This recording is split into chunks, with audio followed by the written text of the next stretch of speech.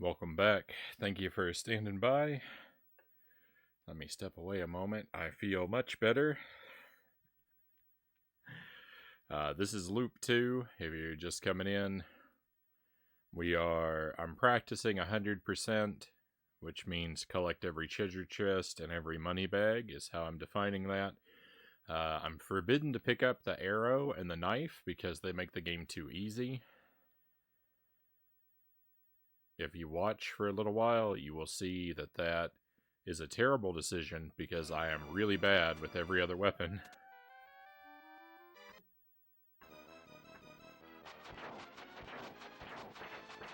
But that's sort of the point of doing this. That's sort of the point of doing this, is it's training to get better with the bogus weapons. Hey, Game and Fit, welcome in. It's gone very rough. The last couple levels really just twisted me into knots. So I'm now having to recover. Hope you're doing well though, Game and Fit. Thanks for joining us.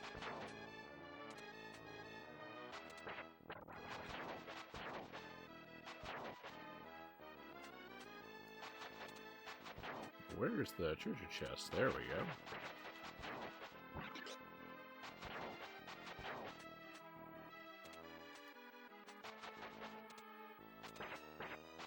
Oh, yuck. Come on. Doing okay, gaming in moderation is better than no gaming at all. Agreed. Most people would recommend to do it in moderation regardless of your situation, right?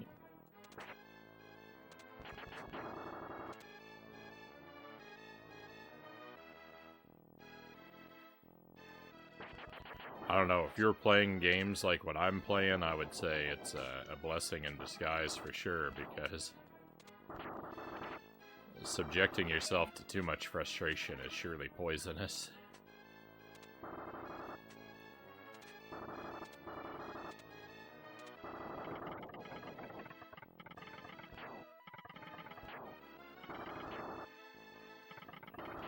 We played Aladdin last night, by the way, and for those who aren't here for that, and I solved the 100% run. I found all the collectibles, and I completed Aladdin 100% for the first time.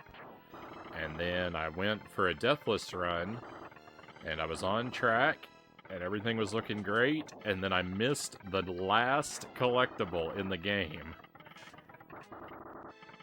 I made it all the way to the end on a single life, 100%, on track for 100%, and then I missed the very last collectible, and the run was ruined.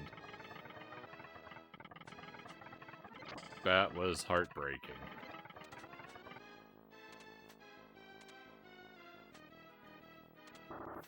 So, you will get to see a little bit more Aladdin. We're going to have to play it one more time next week.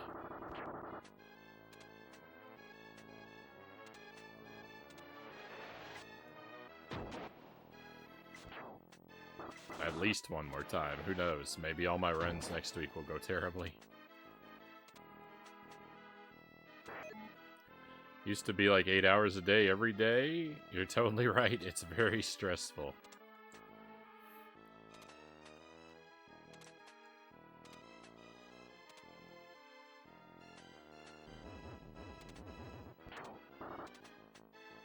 I mean, 8 hours is a lot, you know, even for me. I stream a lot, but I don't often hit 8 hours.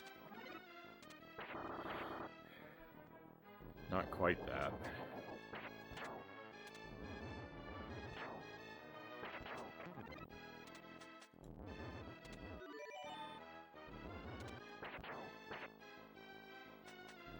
So, knife is forbidden.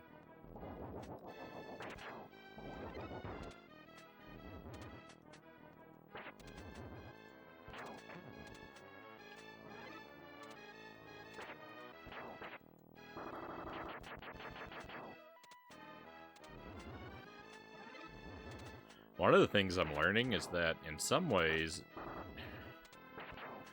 I mean, in some ways you're better off taking damage on a 100% attempt, because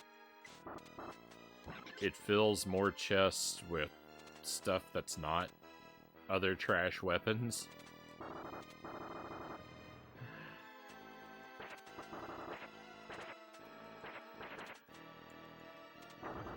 And when you have the gold armor and you're just cruising along, assuming you don't get hit or die or anything, like, a lot of the chests that you open are just gonna be more weapons, I think.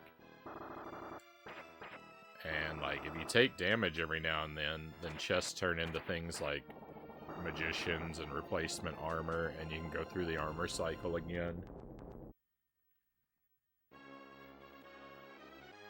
So, in some ways, your life actually gets a little bit easier when you take damage.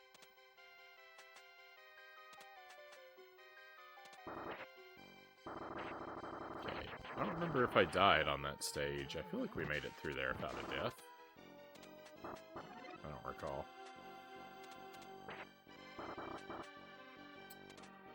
Bow is forbidden.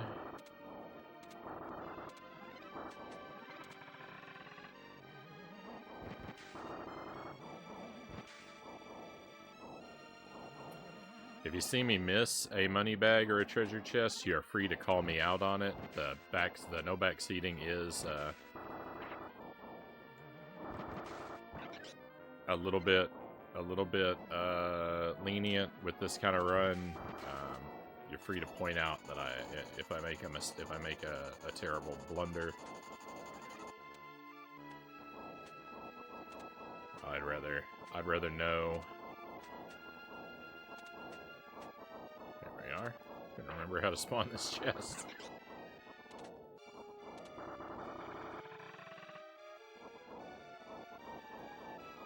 Ooh, I thought that was gonna get me for sure.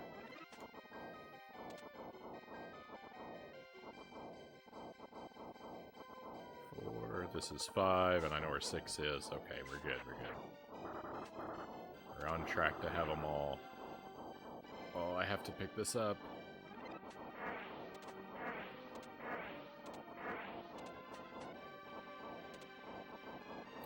This weapon here would also probably be off limits for most of the run because it is a very good weapon, but I'm actually very unpracticed with it.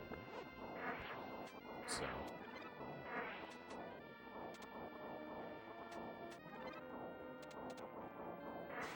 it stays on the table.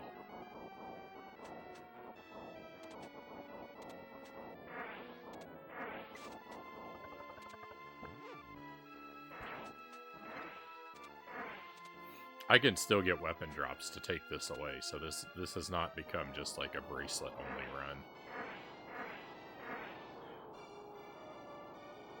And I'm gonna die anyway.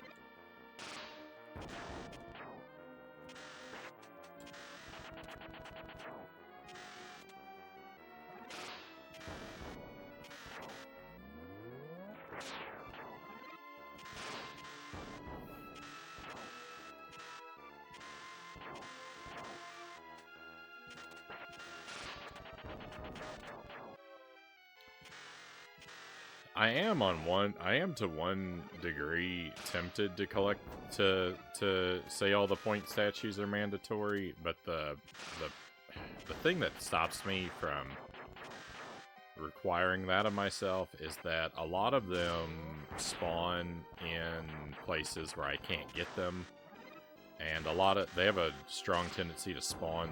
Well, not a tendency, but they can very often spawn behind me, right? Because enemies behind you that are creeping up, you can drop them, and then the back and forth of it all would get pretty annoying. But most importantly is that just a lot of them sort of spawn in places where they are unreachable.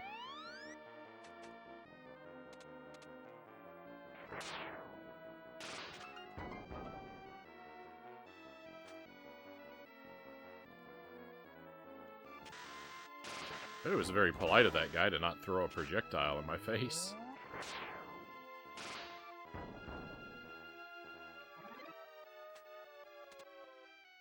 Did you beat Aladdin? So yeah, I actually just went over that. I solved the 100% run, Derek. So I know where all the collectibles are, and I know how to get them all. And I did a 100% run, but I haven't done the Deathless one yet. So I have a little bit more Aladdin to do, because I want to do 100% in one life. And I got real close to it. I made it all the way to the very end of the game on a single life, and I missed the very last collectible. And it's one of those things where if you only have one shot, if you miss it, you can't go back. And so that was heartbreaking. Don't bring up the Aladdin run again. Yeah, no worries, Derek. No, I don't mind telling it again. It's fine. Sorry if that sounded like I was complaining. That wasn't my intent. I just thought it was funny that you happened to ask very shortly after I said it, like just the timing. But no worries. So we're gonna do Aladdin again next week. I'm gonna try again to get the run. No.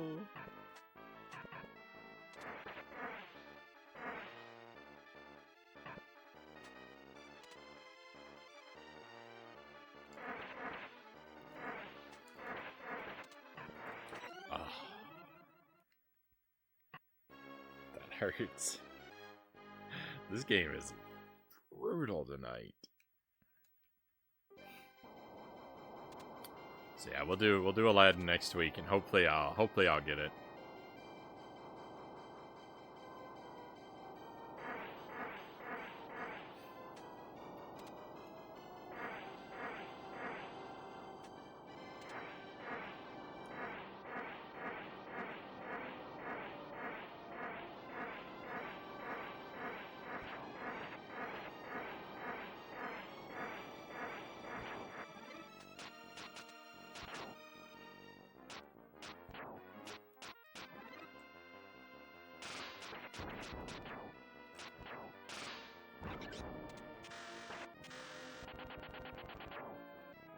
You can do it. Thank you for the vote of confidence. I think we will. I mean, I was so close before.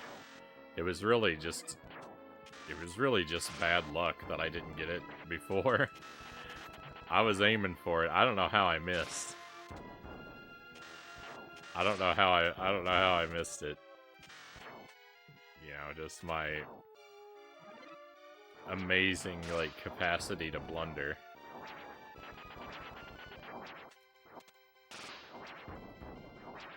I'm uniquely gifted in the art of self-sabotage.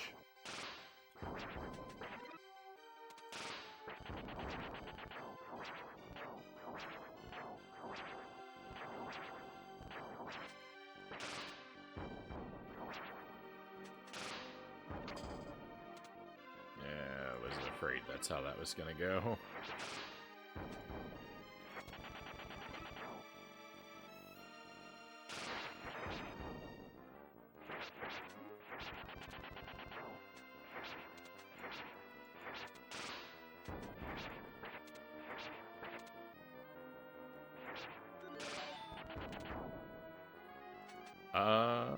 I'm gonna... Well, never mind.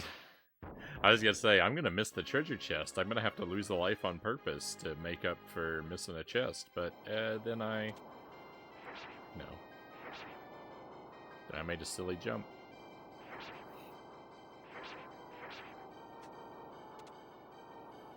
So next week, we're gonna finish Disney Illusion Island. We're gonna continue I'm really sure we're gonna finish Illusion Island the next time we play it. We're not gonna finish, but we're gonna continue Tears of the Kingdom and Wario Land 3. We're gonna do an Aladdin run. One night is gonna be Commodore 64, and one night is gonna be 50 video games included. I keep wanting to call that Action 52 now. I've compared it so many times, but I keep saying the wrong thing. Probably not 50 video games included next week. That'll probably be week after next. Probably week after next. And I think I'm gonna start 2 new games. I'm not sure what yet. I'm gonna try and pick out something, like, really good on the Genesis to play. That'll be one of them. Oh, we might just start one game. I'm not supposed to have this knife. I'm gonna throw this life away so I can get a different weapon from the start. Yeah, we might just start up one new game. But I think I'm gonna start something on the Genesis. And then, maybe after we finish that, I'll do a Nintendo 64 game. It's been a while.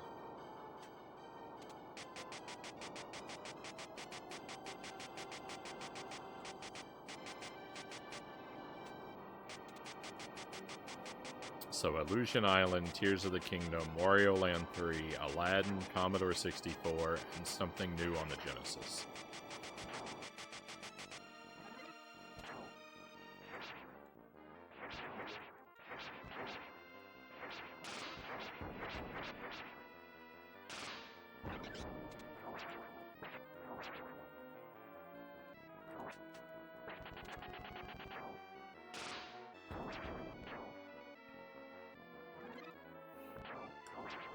Gonna be a full week. That sounds like a lot of things.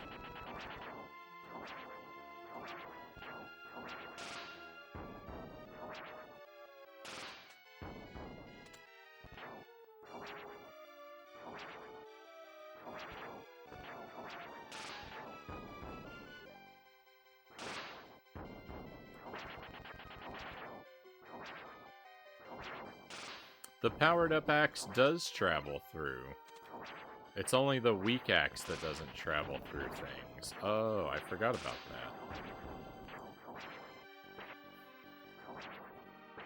See, this is what it's like. That's like the purpose of this kind of run, is because I never use these trash weapons, I forget about a lot of their properties.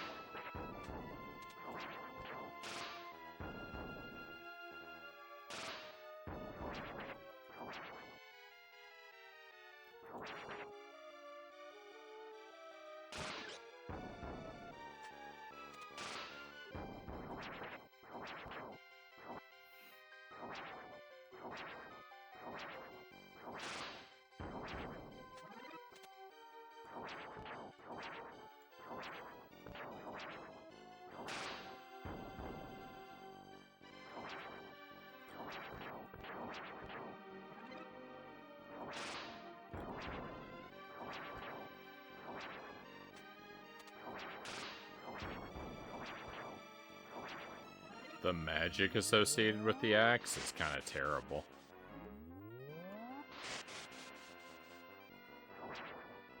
It's not the worst thing it could be. It's way better than the tri-blade.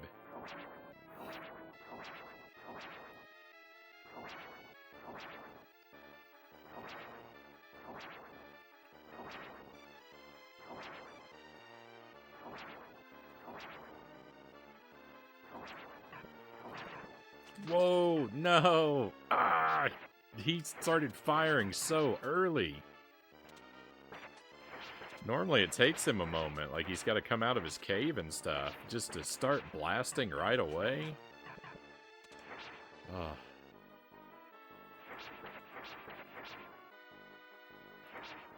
I'm still probably going to lose this fight, but that might have actually been sort of a blessing in disguise. I think it's better to fight with this axe than the powered-up axe, because this goes straight for him and doesn't waste all of its time looping around. I'm never making it out of here. Oh.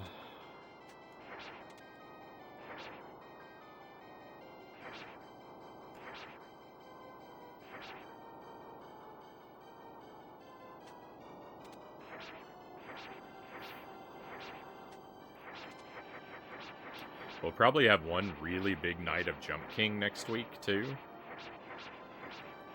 I will definitely I will put it solidly on the schedule. I think I'm gonna pair it up with Aladdin, so like that should be really good for Jump King, because I think we can get through Aladdin pretty quickly, and that'll mean a big night for that game.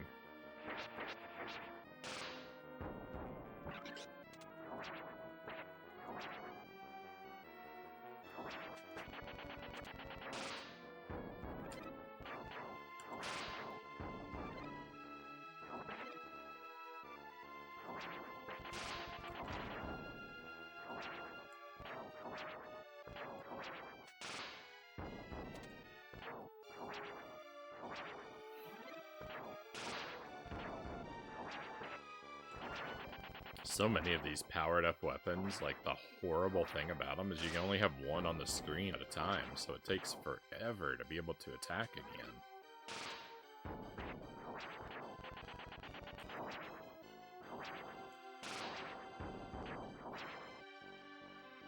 I feel like when Capcom was, like, putting this game together, if they did any playtesting at all, they only playtested the knife.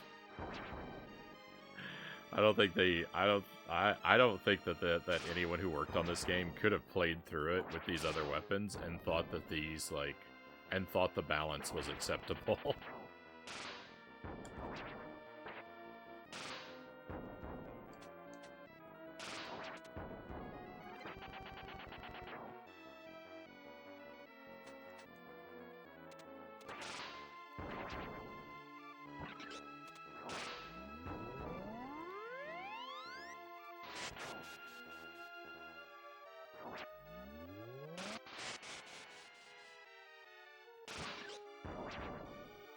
That magic might be better than I gave it credit for.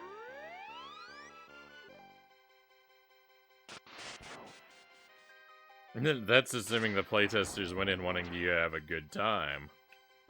All too true. All too true. That would, yeah. It would seem the assumption at the core of my argument is flawed.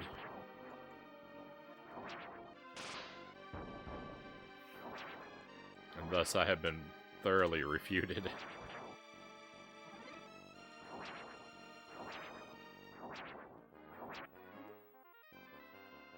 Well, joke's on them. I love this game. I don't care how bad it treats me. I still love it. All the suffering here tonight really is of my own design, too. No one made me play the game with this bogus rule set.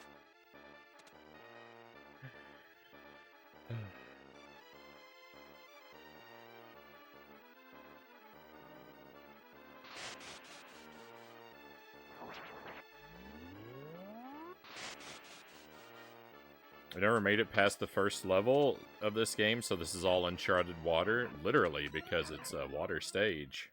Boy, that went badly.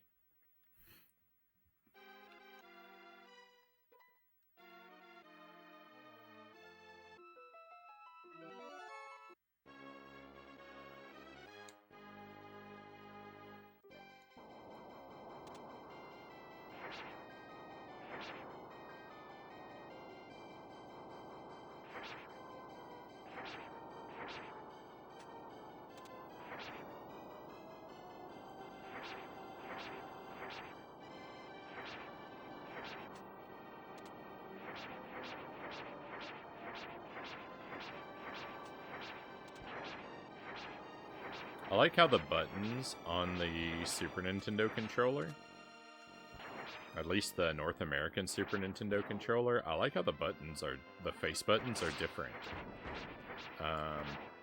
2 of the buttons are concave and 2 of them are convex. And you hardly ever see a controller at all with concave buttons.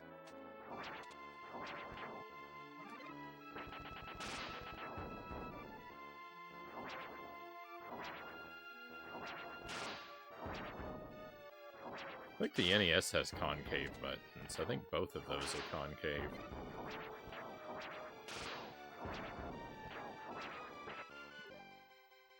If I know my NES.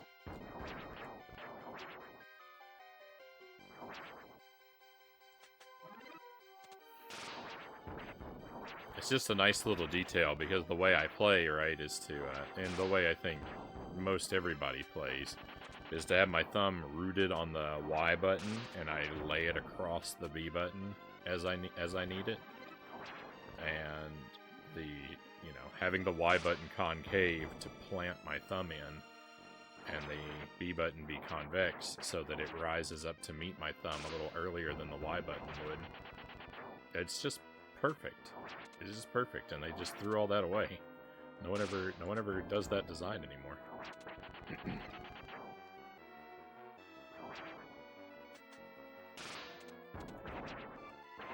I don't know why. Probably, just because it's cheaper just to manufacture one kind of button for all 4 of the things. But that's a shame.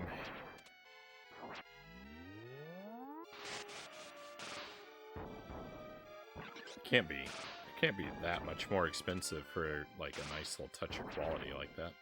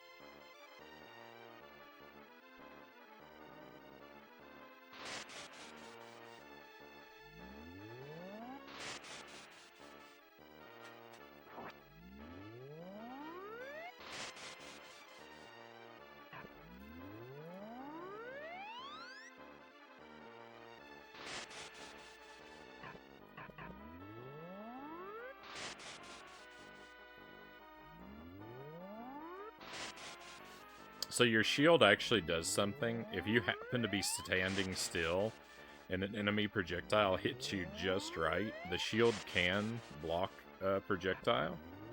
And the shield does take damage and eventually break after 2 hits. So it has a function. But the shield doesn't benefit from your iframes. When you cast magic, you're invincible, for a moment. But your shield never is, and so it can still take damage from the projectile, even like when you don't need it to. It's an odd little thing. We made it through. We're off of that stage. Let's go. I need a weapon, and a good one. Perhaps she didn't hear me, game. I need a weapon, and a good one. This'll do.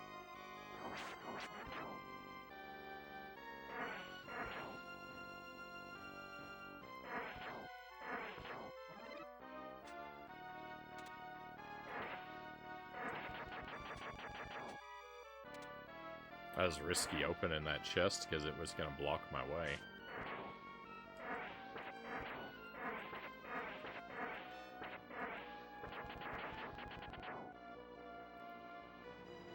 Heaven forbid if it had a bear trap.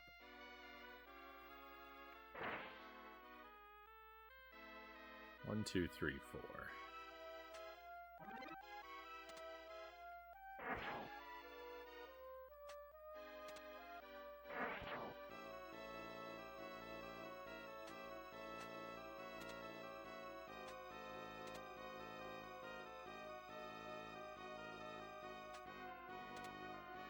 If I were really brave, I could have rushed down the ladder and probably taken him out. Yeah.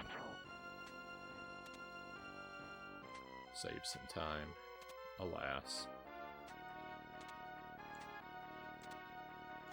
Here's the coolest move in the game. You can avoid all that platforming just by walking off that edge.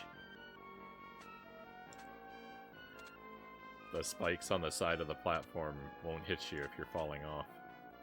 Just if you just walk off. It's wonderful.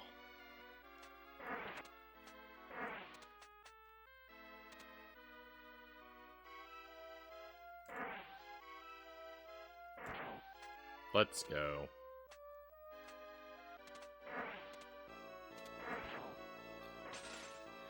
Alright, gargoyle number 3 for the first chest. Perfect. So long bracelet.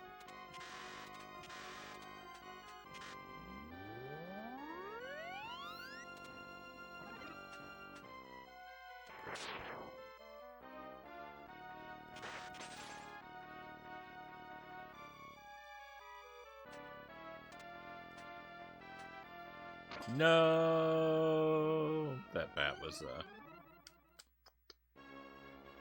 my destiny.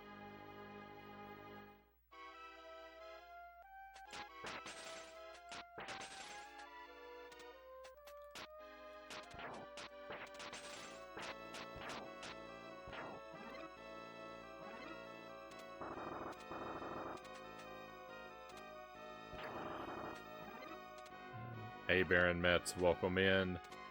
Welcome to the nightmare of the 100% Ghouls and Ghosts practice. It's been going rough.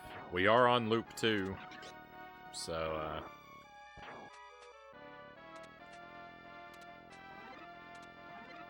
the nightmare will end. It's just a matter of when.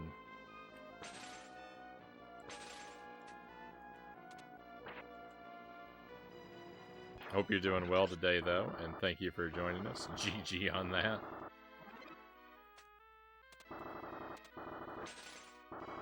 It's all right. I've been fretting. I've been wailing and gnashing my teeth for sure, but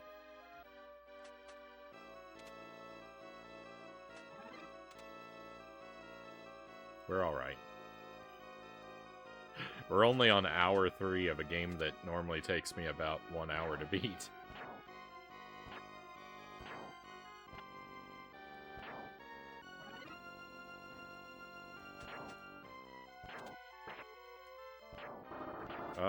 I don't...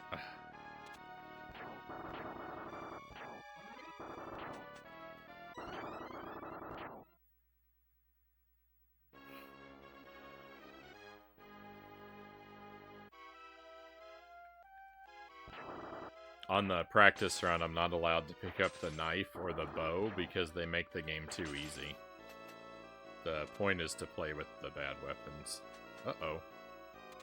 Uh-oh, I didn't pay attention to... No. There we go.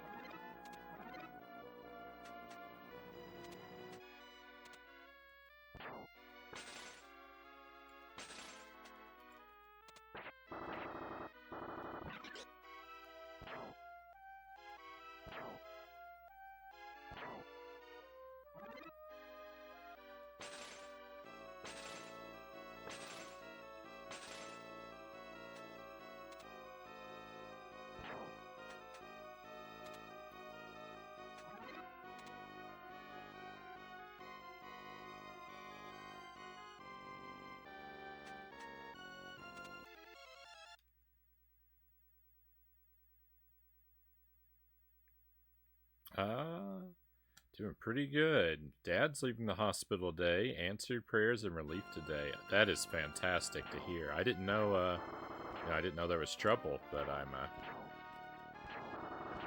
very happy you have good news to report on that front.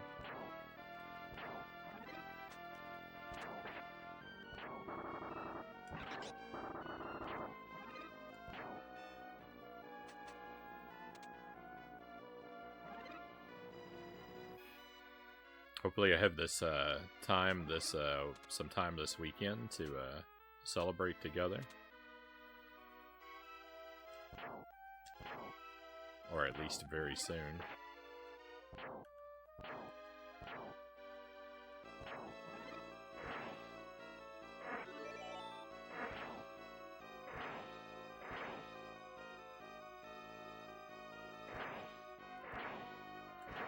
I'm not allowed to pick that one up. Run, run, run. Let's go. I don't know if I've ever fought this boss with the bracelet. I haven't done much like bracelet heavy practice. There are a lot of scenarios that you could get into with this weapon that I've never ventured.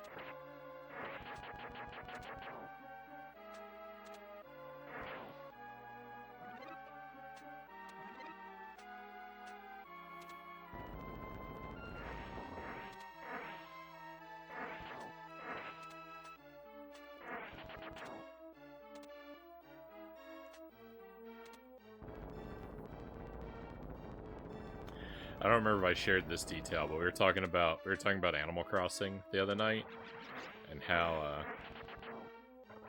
well, I'll just retell it. I played Animal Crossing New Horizons, and I really sunk into it, and sunk a lot of time into it, because, you know, there wasn't a whole lot else you could do in the world at the time it came out, and my sister got really into it too, but, like, I was going crazy. I was spending hours and hours every day in that game, and there wasn't a whole lot to do. So I was basically like grinding, like fishing and very like basic tasks for like infinite wells of money. I don't play with time travel, so you know that really limited my options for what was available for me to do. But one thing I didn't do in all that time, I didn't spend any time working on decorating my house, because I didn't feel like there was a whole lot of point until I had a really good stockpile of lots of options of like floors and wallpaper and furniture. And I could just like, I didn't want to partially build any rooms. I wanted everything to look, you know, pretty cool right away, or just not worry about it at all. But my sister was also playing the game, and she was real into it. And she came over to my island to check it out. And when she went to my house, she found that it wasn't entirely true that I hadn't done any decorating in my house. The only decorating I'd done was all the lights were turned off, and I set a baby doll down in the middle of the floor, and that was in the dark, and that was it. And I was just waiting for when she came over, and she went to my house. And she's in there for like a minute, and then she comes out and she says, "Bro, why is your house so scary?" And I just loved that. It was a fun little memory. But another detail of it that I just thought about was for the longest time I didn't do much with my wardrobe either. A piece of clothing that I found really early on in the game was a Viking helmet that looked like almost exactly what that Frownie like what that Frownie is wearing.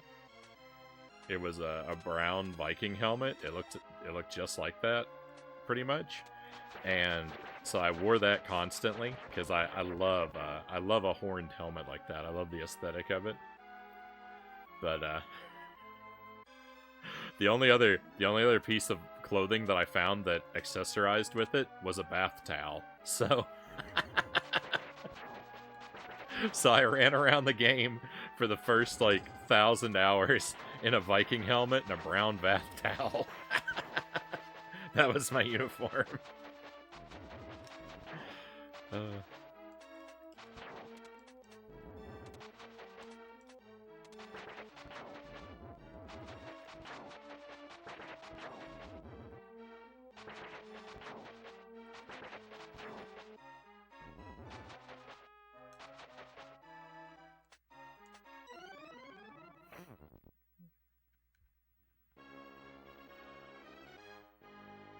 Was it brown? Is there a brown bath? If there's not if it's not, I might be misremembering. It might have been a purple bath towel. In my memory, it's brown. But when I think about it, a brown bath towel might not exist in that game. So if it doesn't, then it was purple, and I'm just misremembering. But it was 100% a bath towel.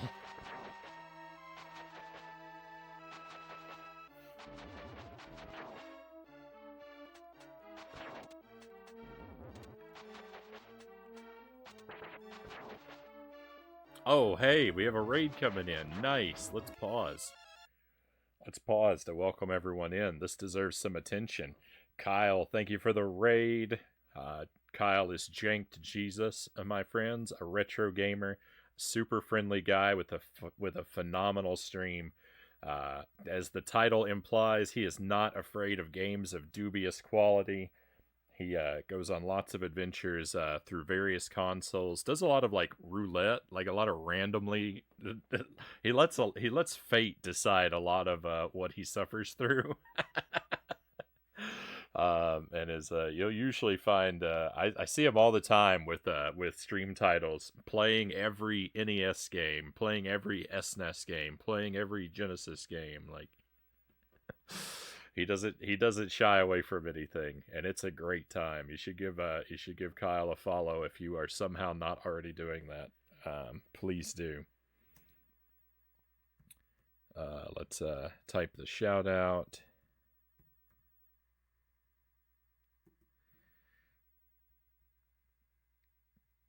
And you can use that link while we're chin wagging. Let me welcome in. Would that be Yared? Welcome in. If I blundered that pronunciation, I welcome correction. Joe Jack, welcome in. Thank you for joining us. Nate Graves, pleasure to have you here tonight. Arthur is the real Jump King.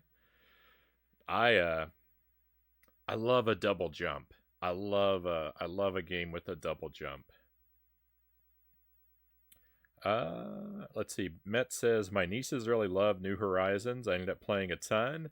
Put a lot of Godzillas on my island's beaches. Beautiful. Known as the Wheel Guy. Hey, Waz, welcome in. Pleasure to have you with us, my friend. You're just playing the Genesis Ghouls and Ghosts. Figured we keep the train rolling. Right on. The Genesis Ghouls and Ghosts is the one I have the least experience with. I have played through it. I prefer there's a more arcade accurate port of that game on the PlayStation 2, and I prefer that version. They're very similar. It's just the PlayStation 2 one looks a little better. Is really the main difference. And I'm a little more comfortable with that controller than I am with the Genesis controller. I'm still getting used to that.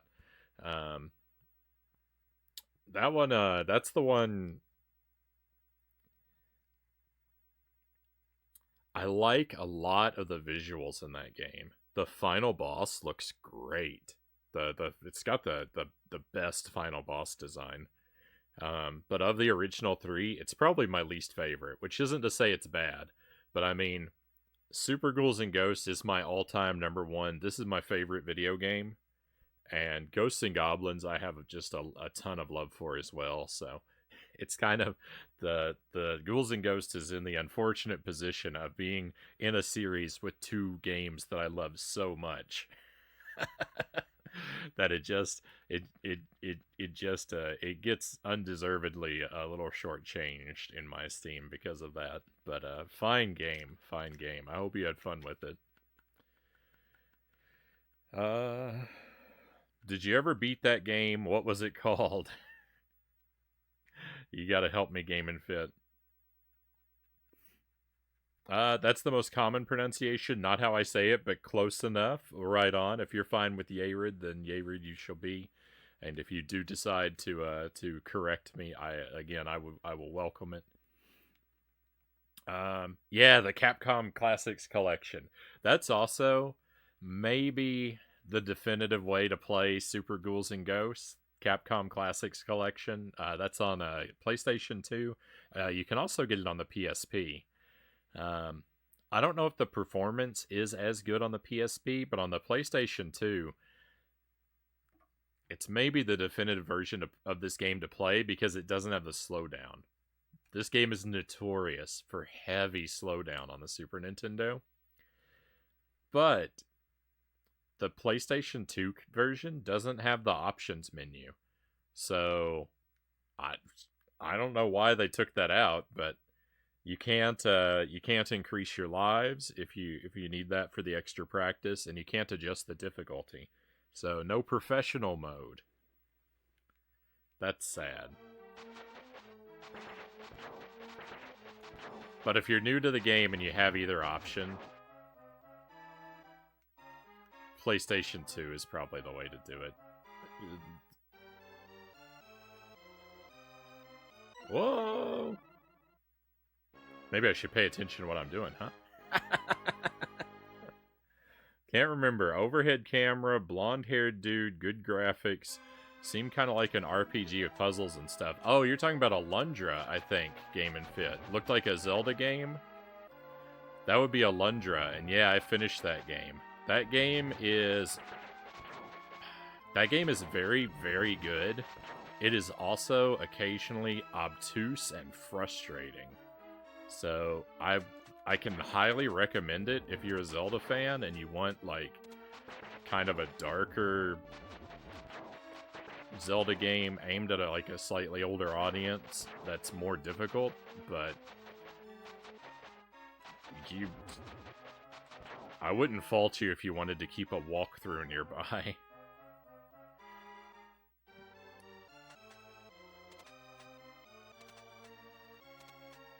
Hey, Wesley Wolf, welcome in. Thank you for coming along. So, like I said, this is my all-time, this is my #1 favorite video game. I love this game. I'm pretty decent at it.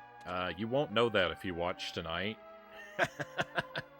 You'll think that's a lie, watching tonight.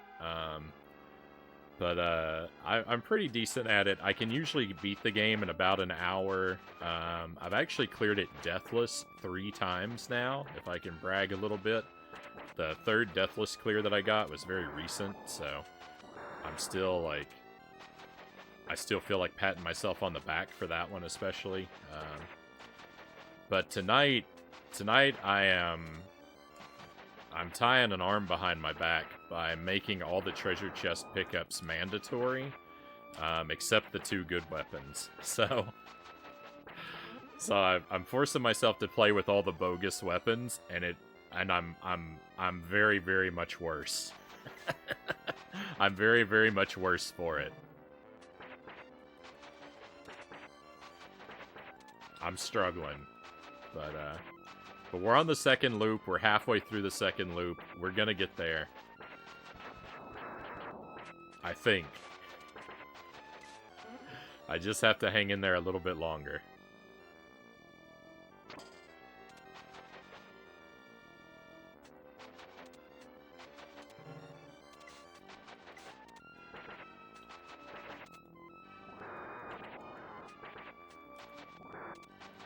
No! Double jump saved me.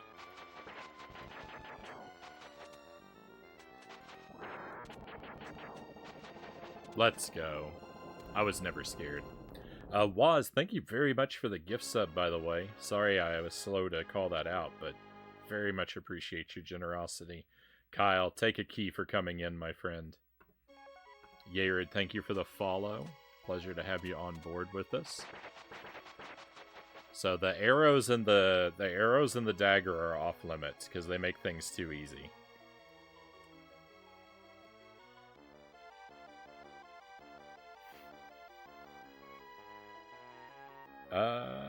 Closer than how Kyle says it, but it's all good. I've been saying it that way, the way I do for too long now to change.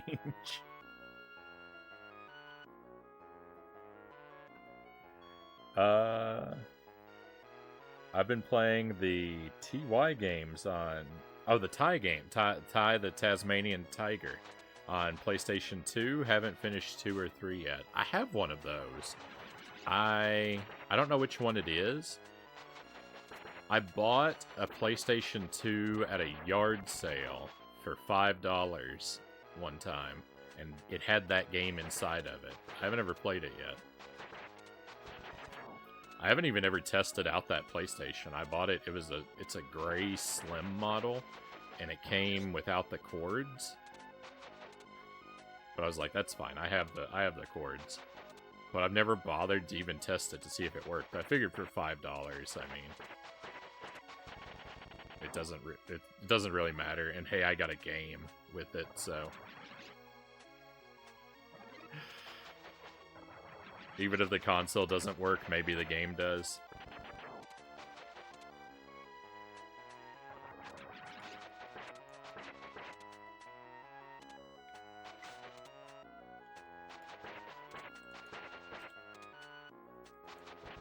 I'm just gonna leave that flower there. Goodbye. See you, fool.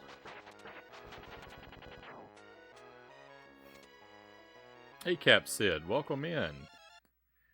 Thank you for joining us, my friend. Always a pleasure to see you. Joe Jack, thank you for the follow. Hey, thank you for coming on board with us.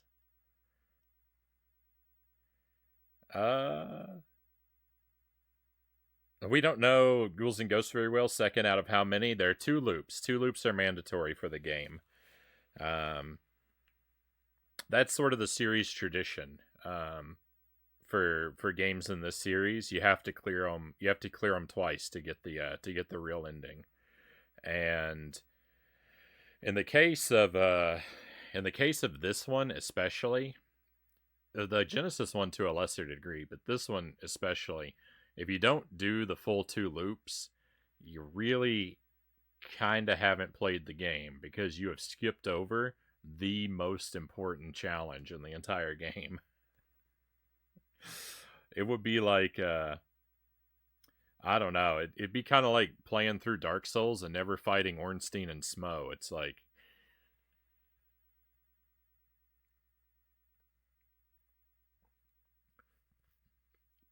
granted, I'm not the biggest Dark Souls expert in the world, but I feel like that might be the most iconic battle. Like, that's at least when on my playthrough, that's the one everyone made a big deal about.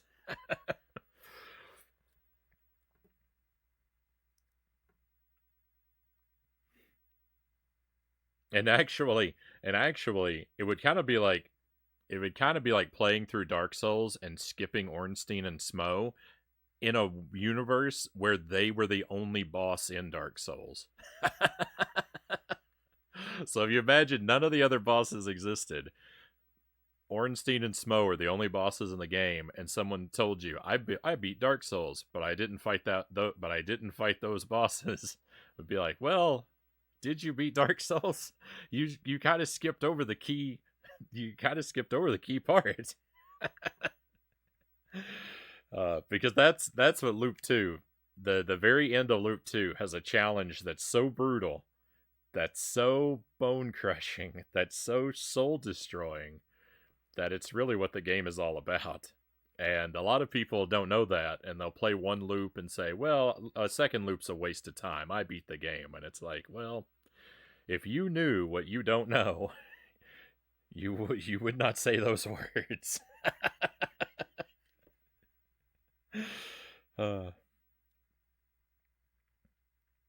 I've gotten tired of correcting my real life friends to pronouncing it the first year. I don't really correct anymore. Uh, I remember renting the original Xbox version as well. Wesley Wolf says. Still have my original Xbox working. Nice. I have an original Xbox. It's not. I didn't grow up with it, or I didn't have it at the time. I got it way later. It still works, but it's it's got some issues.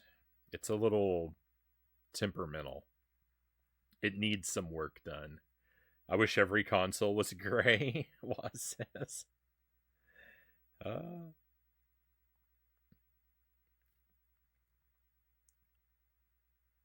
Sounds like a great deal. Sold my old PS2 for a friend for $20 before realizing the PS3 is only compatible with some of my games. Met says he pawned it instead of selling it back to me. We decided he was done with it. Ah, that's a shame. And yeah, that was a really good deal. Assuming it works. Crossbow killer. Yeah, so that was that's one of the things I'm more notorious for talking about uh Dark Souls. I did a playthrough of that on the stream. I played through it blind, so I didn't understand a ton of the game. And when it came to Ornstein and Smo, I fought them crossbow only. And everyone thought that was a stunning and ridiculous move. Every Dark Souls battle is iconic. Nate Graves, welcome in. Mostly. Mostly. I'm inclined to agree with you. I don't have a very high opinion of Seath the Scaleless. I think that guy is kind of a chump. But the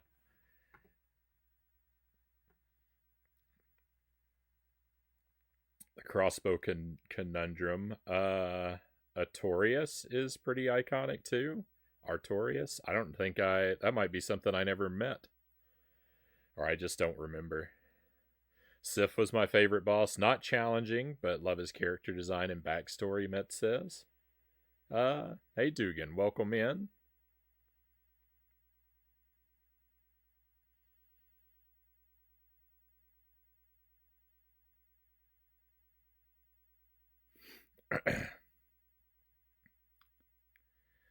Good to see you here.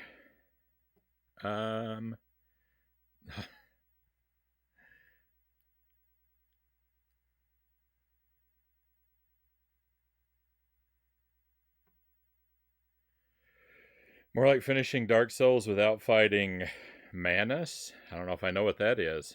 I don't know if I've forgotten this game or if I just skipped over everything. Are you mad at me? I don't think I have any reason to be mad at you, Dugan. Hopefully we'll keep it that way.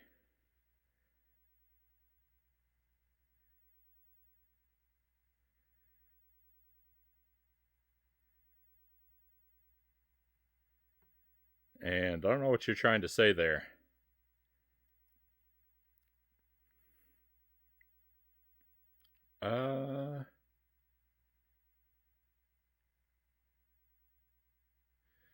Frownie holds grudges against games he doesn't like. Crossbow only is certainly an intense move. Oh yeah, I don't know anything about the DLC. I missed all of that.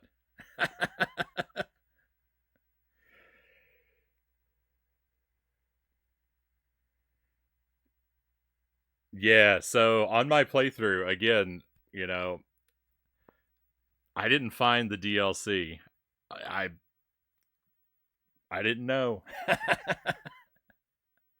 I'm gonna have to look for it on a. I'm gonna have to look for it on a New Game Plus.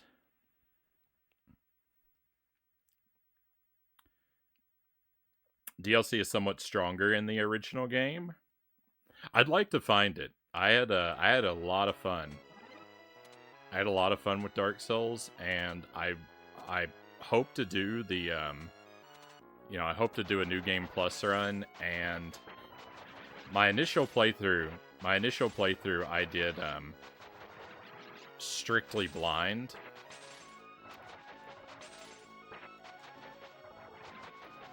So there's a lot of stuff that I didn't find or didn't figure out. But on the New Game Plus, I'm gonna lower the no backseating policy a little bit, and I'm gonna ask a lot of yes or no questions of the chat, and help people nudge me in the direction of things I missed as much as possible, and try to find everything that way. I might have to flat out ask for some explanations at some point, but I'm gonna hold off on that for as long as I can, because I really do want to see how many of its sort of puzzles and secrets are solvable without outside help. But I don't know. I don't know how it's gonna go, but I'm looking forward to it. I'm gonna do badly, but I'm gonna have fun regardless, I'm sure.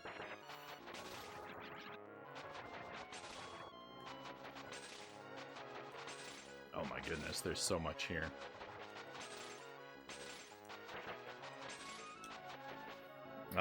You're a DM. I don't know what you mean, Dugan.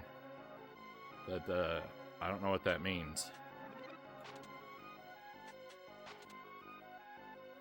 I'm gonna ask you to, maybe not play this game, though, Dugan. I'm not really interested in hearing your proclamations about what you think I am, okay? I'm happy to have you here to enjoy the stream, but, I'd prefer not to engage in shenanigans. You've walked on some thin ice before.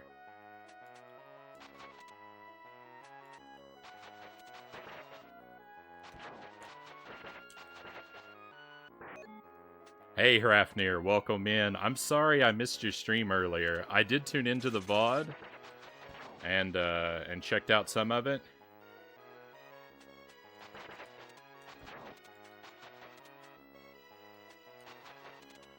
I saw... Where'd you make it up to? I don't remember. I watched about an hour of it.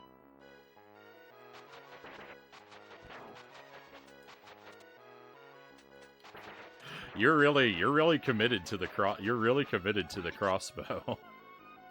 Which, I mean, you know, play the way you're most confident with, but that's boy, I don't trust the crossbow.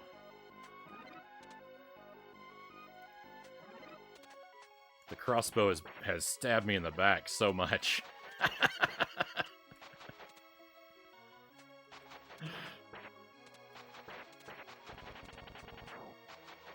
I love the bow. I love the idea of the bow. It's just the lock-on for the homing missiles is so bad.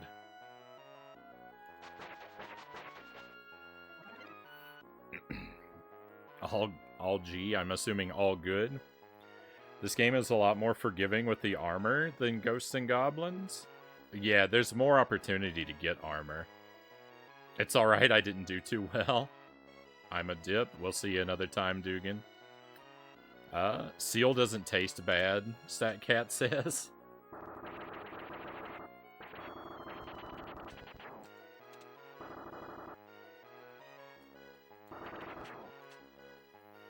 I've never had an opportunity to try it.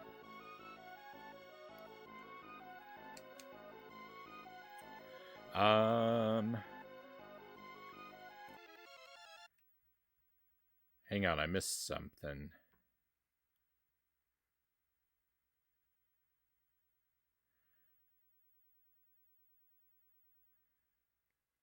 By stronger, I mean better for the DLC. It's easily missable. You wouldn't know it's there until you look for it. Anyone else notice that Seath's theme was like a distorted version of A Christmas Carol? I didn't catch that. I did find one optional area on my playthrough. I did find Ash Lake. So I didn't miss every single possible optional area. I did find that. That place is cool. New Plus runs are super fun for sure, Waz says. Right on. Yeah, I'm gonna need some help for that one too. Typically, with those games, the game is fair and enjoyable, but the DLC is extremely difficult in comparison. I'm gonna do badly, but have fun regardless. Is Dark Souls in a nutshell?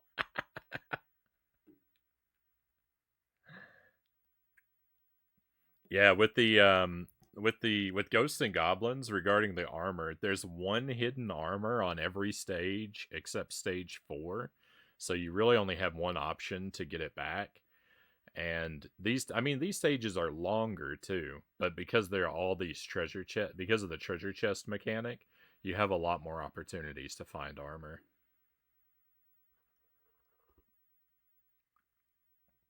First time through Dark Souls is always the hardest. Uh the bow is Arthur's holy water. I find the holy water. The holy water. Oh no, the fire is Arthur's holy water. I think is what you're getting at.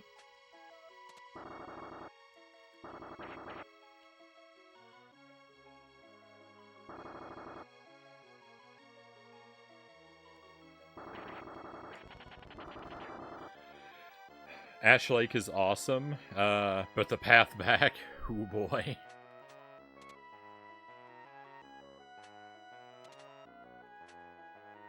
I don't recall that. I don't recall the finer details of the journey there and back. Sadly.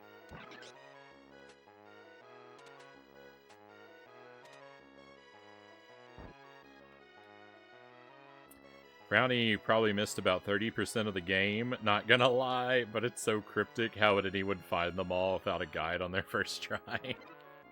I did my best. I did my best. I might have had a higher percentage if I'd left the community notes on. I'm sure that, you know, there would have been some hints to spoil some of that stuff for me and point me in the right direction, but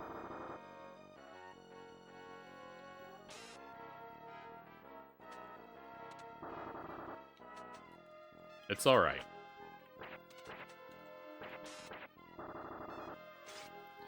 Especially on a first playthrough. Stuff I can't find on my own, I'm okay with missing.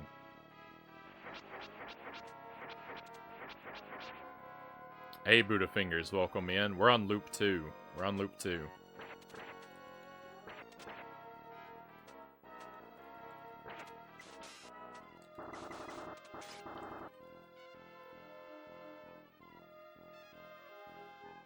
The cat finally got up. Good night. Hey, thank you, Yayard, for being here with us. Thank you again for the follow. Hopefully we'll get to see you again.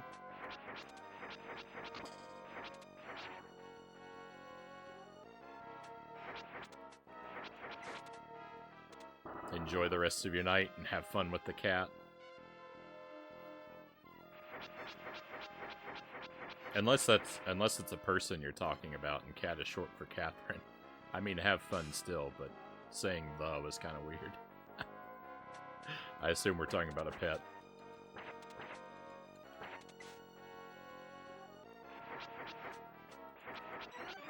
Oh.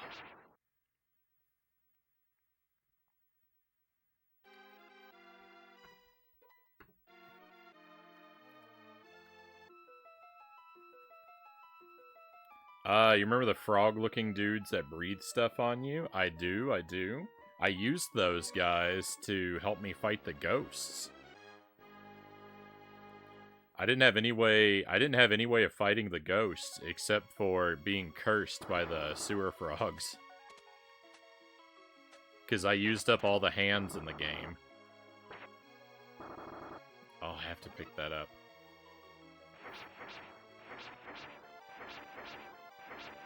If you're okay with missing stuff, I'm so glad you found that arena in hardcore. That was the first ending that I found.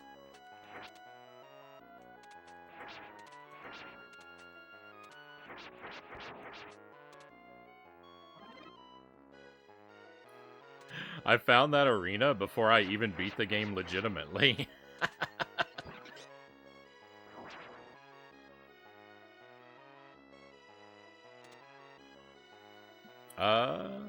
how's the puppy doing? So we brought Arthur down earlier in the stream to show him off. He's doing fine. He's I mean he's you know he's a young puppy. Change is gradual. But things are going well. He's being he's being pretty well behaved and most of the time. Potty training is going well. He's not great at walking, but little by slowly, I think he's moving in the right direction and getting better. By which I mean going for a walk on a leash. I mean, he can walk around just fine. But being behaved and walking well on a leash, he's got some things to learn. He's doing a pretty good job in his crate when it's time for him to be on his own and settle down for a while. He's he whines a bit, but only briefly and occasionally. So,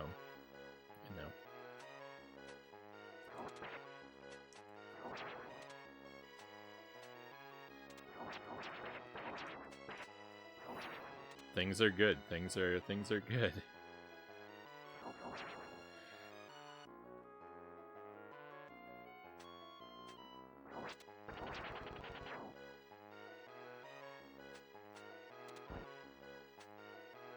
I don't know how his drop it training is coming along. He's supposed to learn to drop things out of his mouth on command, but that's it's been more Jelly's project to work on that training, so I don't know how he's progressing there. I haven't checked in with her. I see wood paneling and an Afghan blanket in the background. Now that is peak cozy. Hey, thank you, Joe Jack. That's what I'm sort of going for. Is I want the stream to have a pretty comfy vibe. We've gone through different iterations. When the stream first started, it was I just nailed a black bed sheet to the ceiling. I was in a different room. I was in the corner of my living room. And I nailed a black bed sheet to the living room, and it just draped behind me. And I was on a bench with no back. And I would sit on that for hours every night with no back support. And then we moved down into the basement, and I've shifted around a few times. I did the thing where I had like the wall of video games behind me, but I don't know. Like, I like to have my video games neat and accessible. I feel kind of like weird and like show offy having them in the background like that too, though. So I don't know. I felt a little weird about that. So we've shifted around a bunch. I went for a while. I had to set up where everything was at a bar, and I sat on a bar stool because I thought it might be a good idea to stand during the stream, and I could stand at the bar. But I'm glad I didn't stick with that. That was a bad idea. That was the wrong direction. That was the opposite of comfortable. Fortunately, very quickly after I set up that whole bar setup, I had a lightning bolt strike my brain, and I thought, I've got a couch I can take downstairs.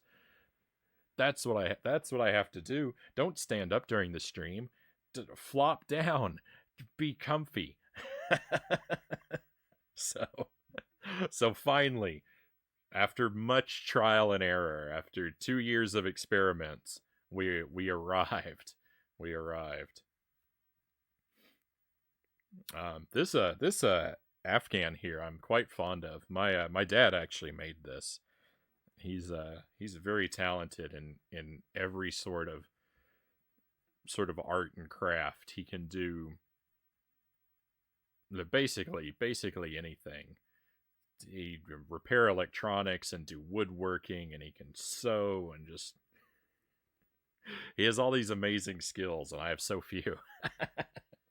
But yeah, my dad actually made this and gave it to us recently, and I thought, oh, I know the perfect place.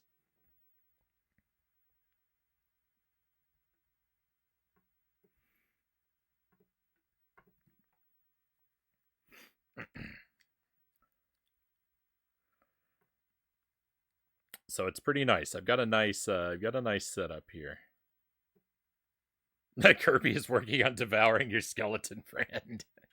Yeah, I'm jealous. I'm jealous of Isaac's Kirby hat. You know, I'm starting to think no one would do all this to save a girl. She must have his keys. Oh, well, why did I even close the camera? Thank you for the wheel, Buddha fingers. We'll give that a spin.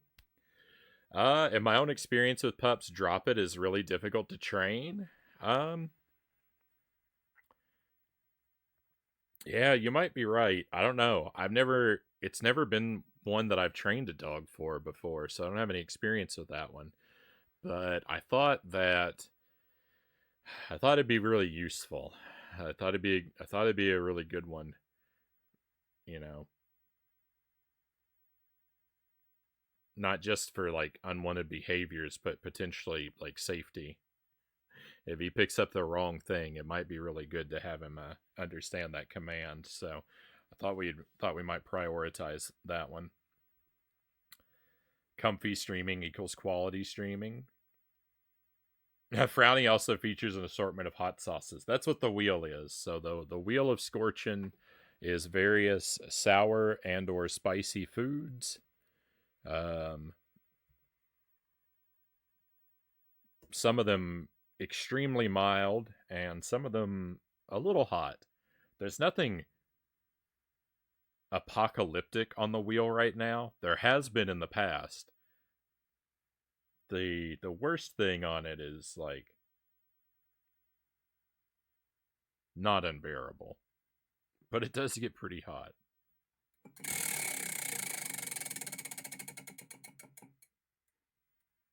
We have hit the Beware hot sauce. All right, that's one of the hotter things. This is Marie Sharp's habanero pepper sauce Beware edition. It is the one that proclaims itself to be comatose heat level. That is quite a bit overhyped, but it's got a kick. It's got a kick. The bottle says, "Do not play tricks on the weak or elderly with this sauce." Give it a good shake, because it tends to, this sauce for whatever reason tends to like coagulate around the top of the bottle. I don't know. It's always hard to pour this sauce out. Yeah, the hottest thing I've ever had on the wheel was something called Solar Flare sunflower seeds, and they come in 5 heat levels, and they're meant to be eaten all at once, like a spicy challenge. But because of the way the wheel works, and because I didn't want to reduce myself to ashes, I spread them out. But when we got to the hottest level, the chat seemed legitimately worried for my well-being.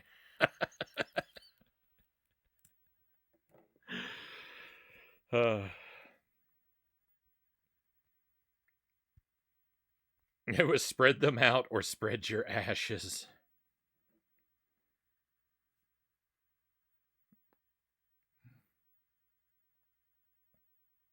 Alright, this sauce is very thin. I have a tendency to spill it on myself, so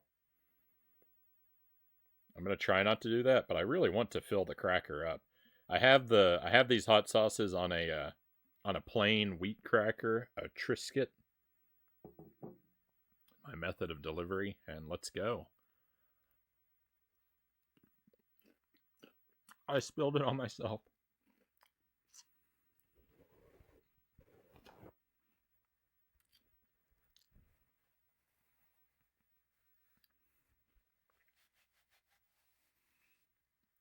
Oh my goodness. I spoke it into existence. Ah.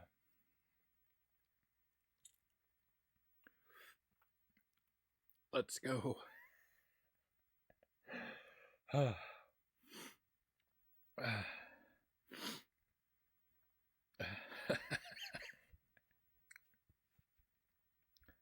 That's the first. This is the first spicy thing of the night. So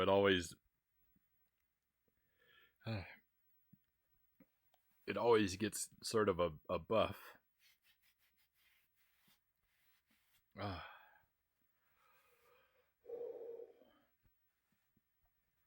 I think we're all right. I'm just worried I've got a lot of hot sauce left in my beard.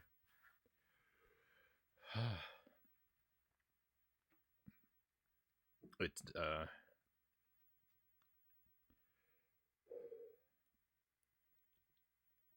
the worst of it passes rather quickly. It's good stuff. It's good stuff. Ghouls and Ghosts and hot sauce, the most wholesome masochist ever. That is that does seem to be something of the reputation that I carry.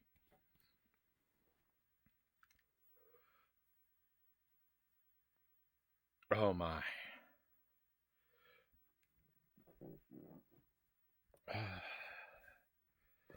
Good on you, chat. Good looking out. Can't go wrong with a Triscuit. Yeah, I needed a. I know it's on my lip, and a little bit, I think, on my chin. Hopefully, I don't have an adverse reaction.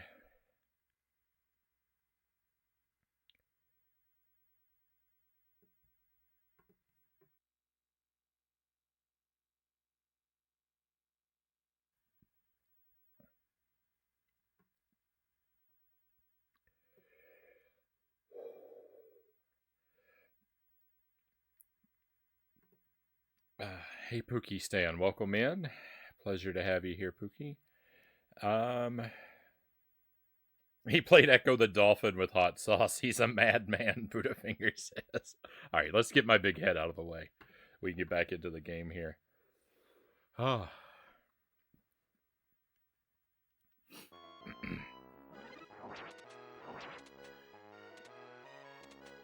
I love spicy food. I do. I don't have the highest tolerance in the world. It's higher than like a lot of the people in my day-to-day life. But like definitely there are people that eat all kinds of spicy stuff that I could only dream of tolerating.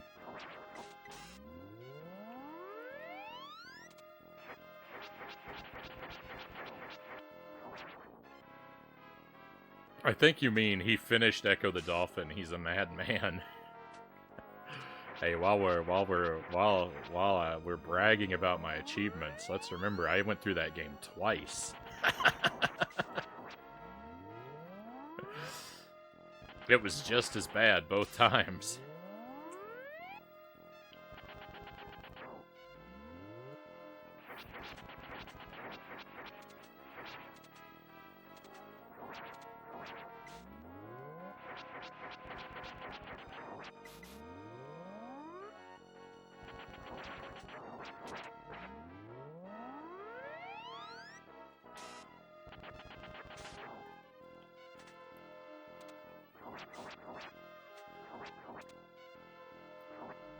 Do you think there's a hotter version of those sunflower seeds that they don't advertise called Echo?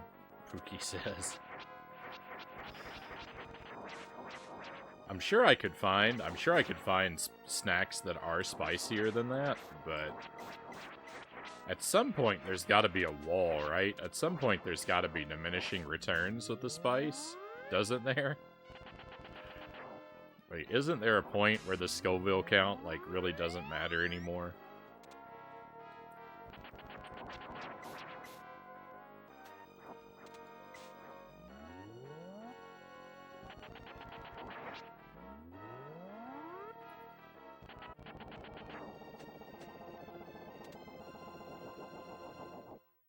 Look at that! Look at the timer!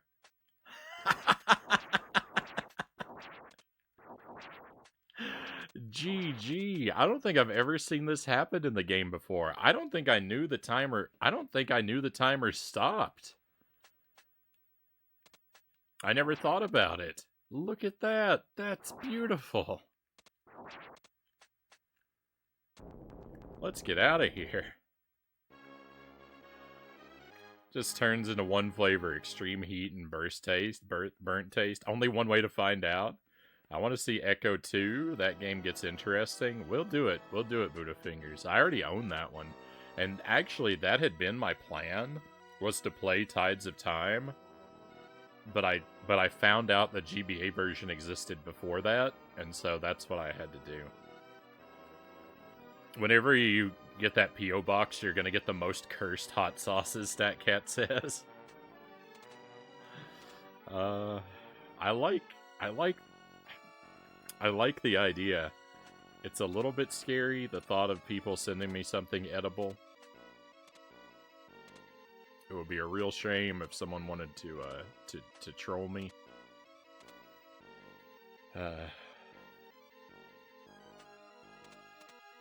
So I don't know. I don't know if I'll ever be bold enough to be trusting for an edible gift.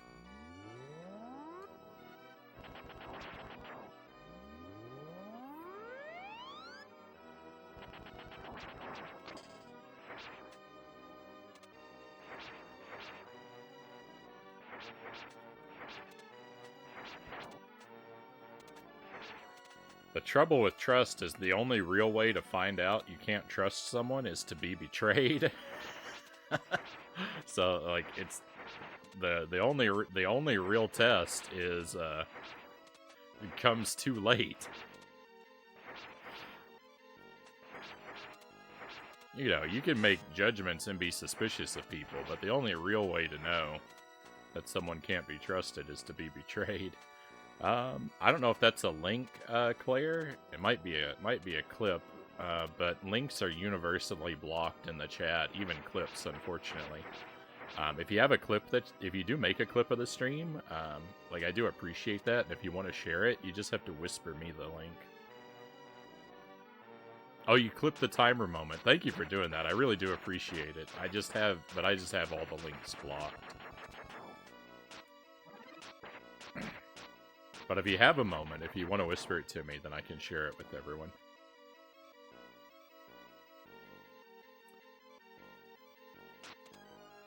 I know you can. I think I could whitelist clips.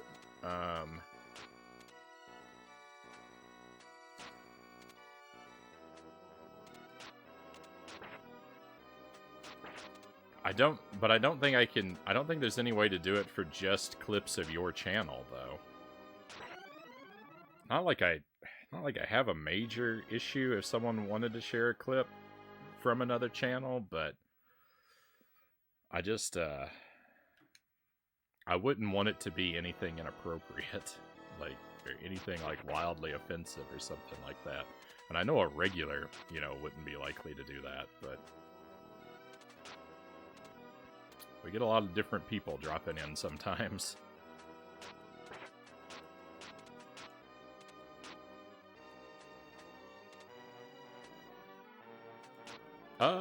Whispered it to me. Excellent, excellent. I'll grab it in a moment.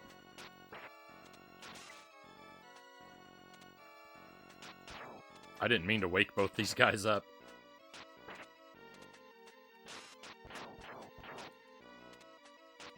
I'm having too much fun. I'm losing all focus on what I'm supposed to be doing here.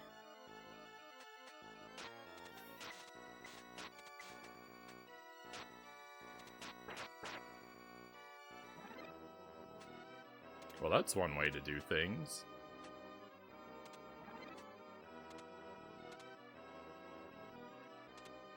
Huh.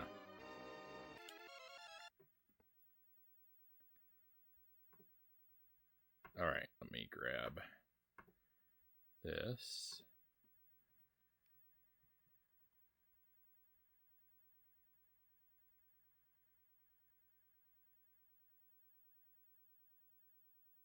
Nice.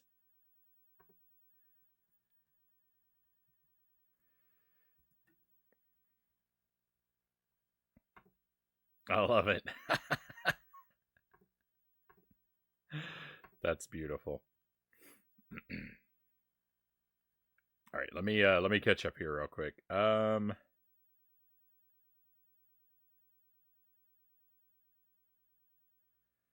Hey, Rocket Kev, welcome in. Sorry I missed you there for a moment. Great to have you with us. This game was tough as a kid. This game is brutal. Absolutely brutal. We need to combine the jelly beans with hot sauces.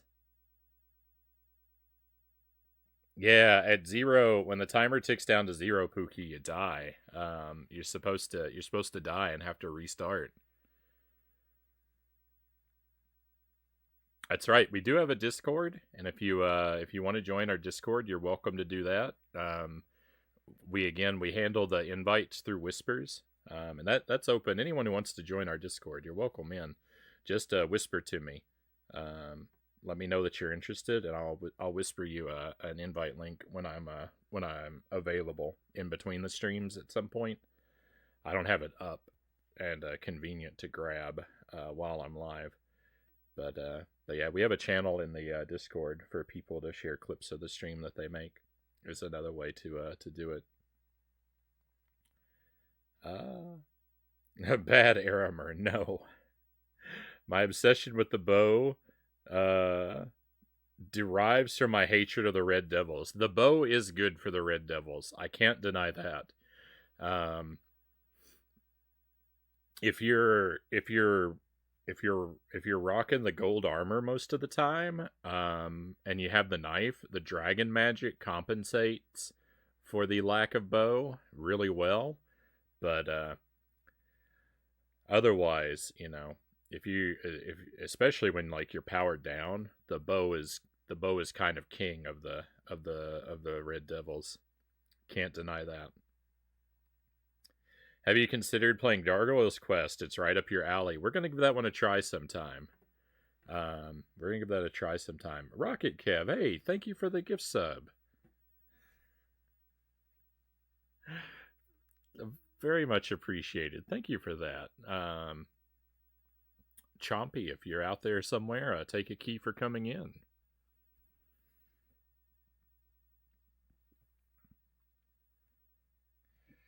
Played it as much as I can to get the hang of it.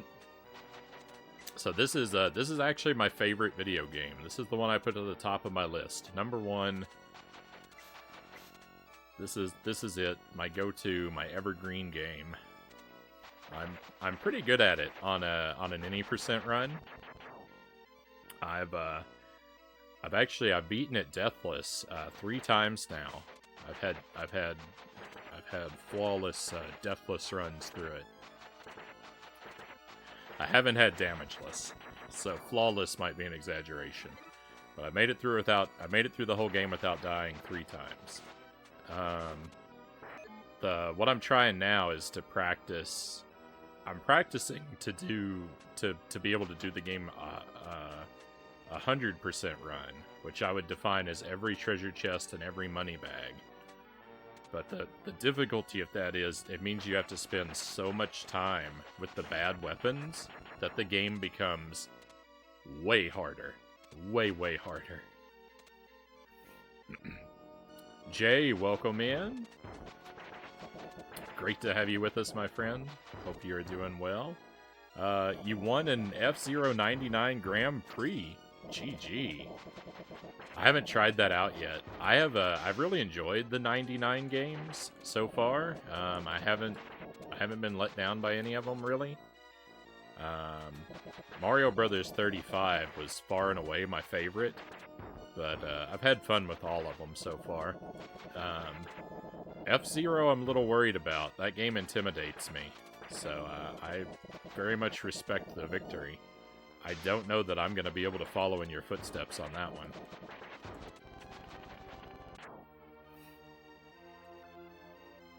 It's so much fun. Really need to download that, Waz says. I'm insanely addicted to it. This one fits so well. Tetris 99 is pretty awesome.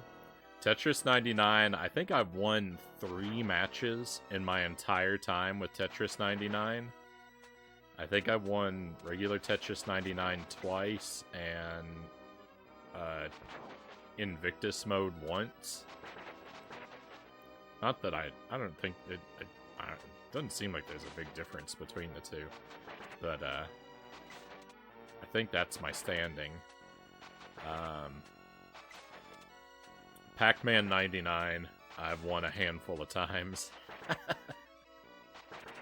my win rate in Pac-Man 99 is actually really bad. I only win like 3% of my matches.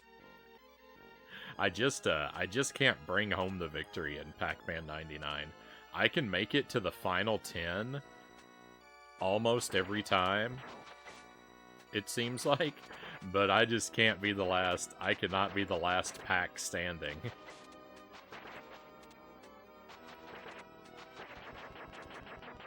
I mean, I have, but it's very rare.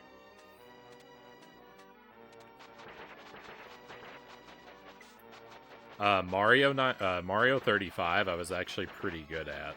I would win. I think by the time I finished that, my win rate was about 60%. I'd win about 2 out of every 3 matches, which is, you know, maybe not stellar, but way better than I did in the other 2. I actually, so when Mario 35 was a thing, I would play it. I would play it, and I would have a stream up a lot of times. And I was watching a streamer one day who was playing Mario 35, and I actually got paired with him while he was live. And I beat him. So that was really fun.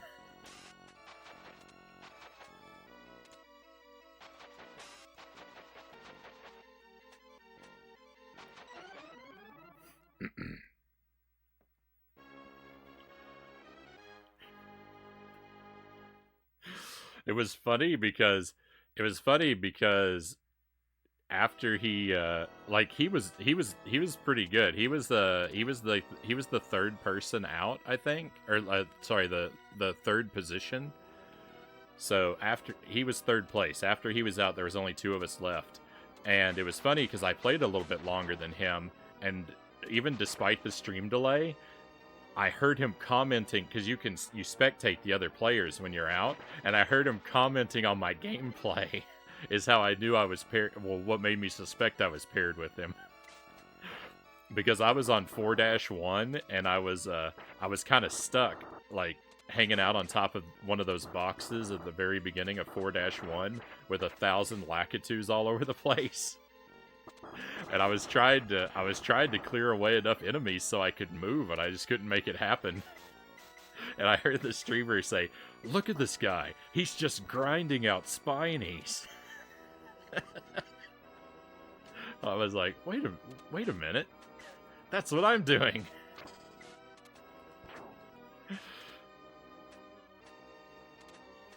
Oh. I actually don't think I can beat the stage right now. Oh, let me, Oh, yeah, Pac-Man 99 is shutting down. That's sad. I'm sad to see it go. Let me step away from the camera a brief moment. I'll be right back with you.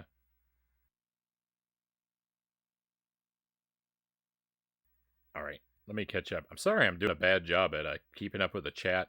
If anyone has come in and talked to me and I haven't acknowledged you, it's not that it's nothing personal. I just missed you because I'm doing a bad job at keeping up with the chat tonight. I wish I were doing better.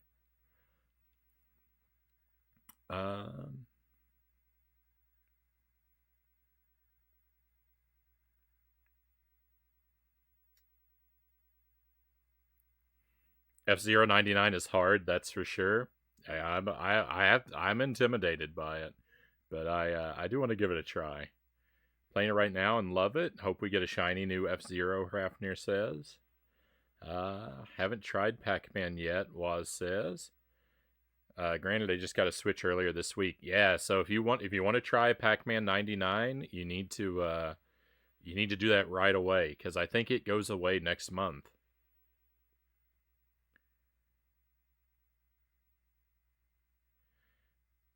It's pretty good at that too. I remember when it first came out. I believe I got 10 wins in a row at some point. Nice. I don't know what my best win streak was. I don't remember. I could probably turn it on and check it out, but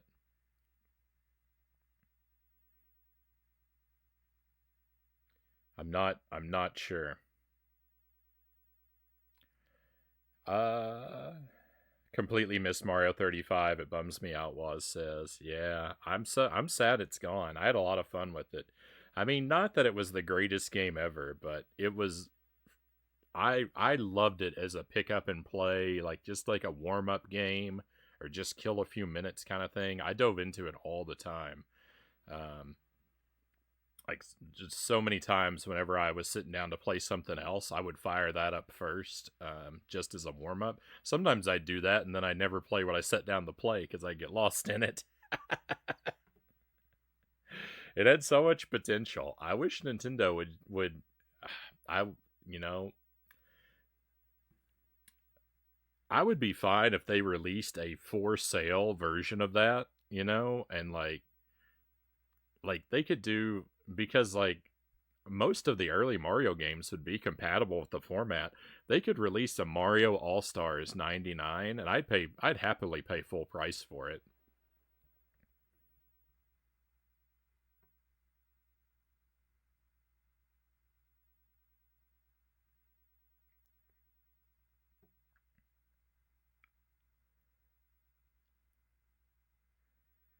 Uh, all the 99 games are on the Switch.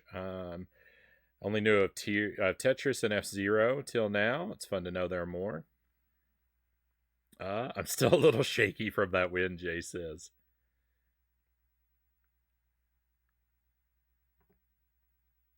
Uh, October 8 is the shutdown date. I bought all the extra stuff for Pac Man 99. Maybe I should play it to do it a send off. Yeah, I hope I remember. I hope I remember to do that.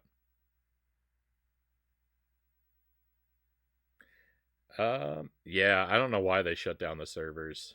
I don't understand. I don't get it.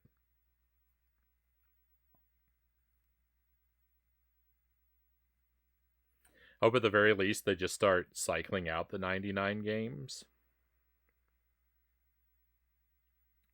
Or just move it to the sub thing if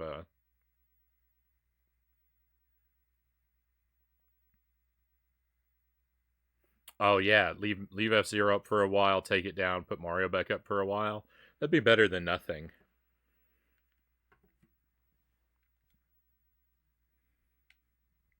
And that might even be why they go down. Like maybe they're using the resources that formerly went to Mario 35.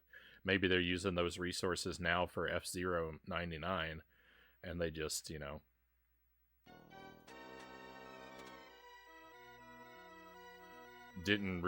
didn't really roll them out as close together as maybe they should have.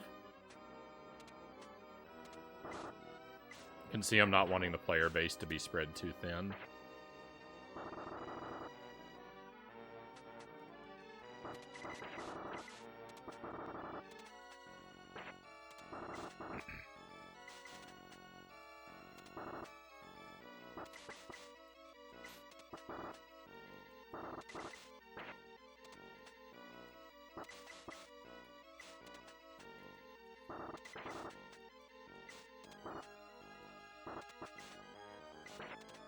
Well, I do have to say that, to that point, I feel like Pac-Man 99, did come out kind of right after Mario 35 went away. And now F-Zero is coming out right before Pac-Man 99 goes away. So yeah, maybe they're using a lot of the same sort of resources. But yeah, if Mario 35 had stayed around, assuming I hadn't gotten terribly bored of it, which I don't think I would have the way I was playing it. I think if I was going to get bored of it, that point would have come a long time earlier. But had that stayed around and Pac-Man 99 come out, I probably wouldn't have played nearly as much Pac-Man 99 as I did. I like it, but I don't like it as much.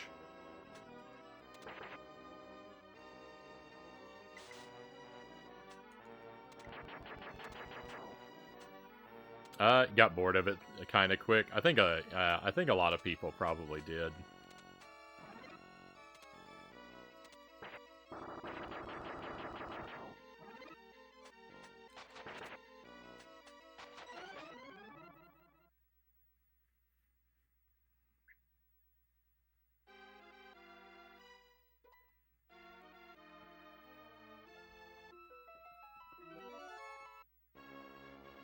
Alright, we're right at the end of the game. I just need to have a little focus. We can wrap this up and I can torture myself with Jump King.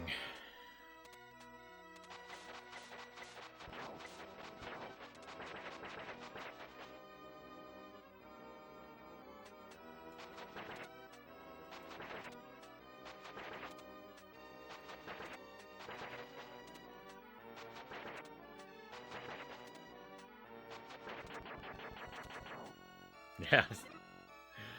Yeah, Jump King. I got back most of the progress that I lost in Jump King on Monday. I got it back. I'm actually starting the game not on the very bottom platform tonight.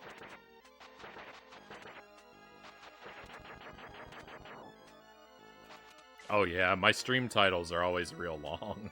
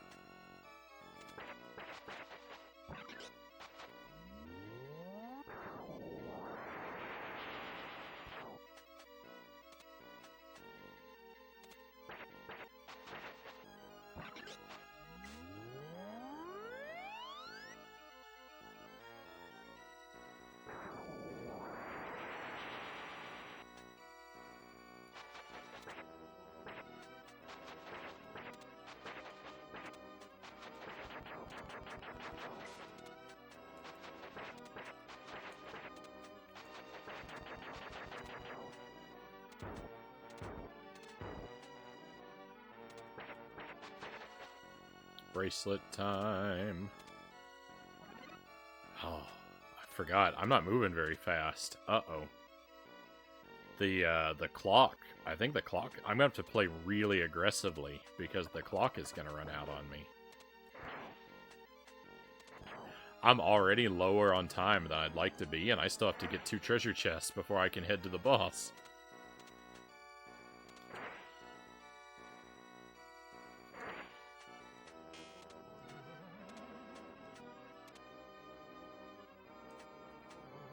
Oh no! Don't swoop, don't swoop, don't swoop. Okay.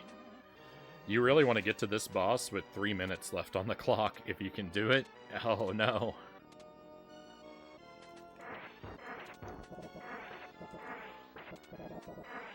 This battle right here, this boss, these 2 bosses, at the end of Loop 2 with the bracelet, this is why, like, I'm so adamant that people have to do both loops to, you know...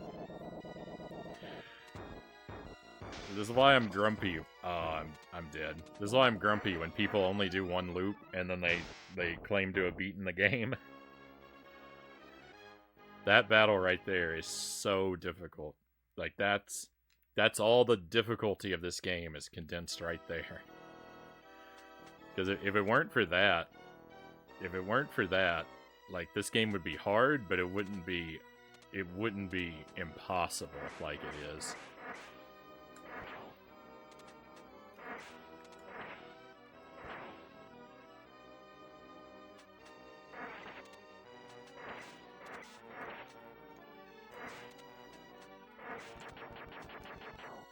You fight those guys on loop 1, but if you fight them with something like the dagger or the arrow on loop 1, you can hang back real far and just kind of cheese them from a distance.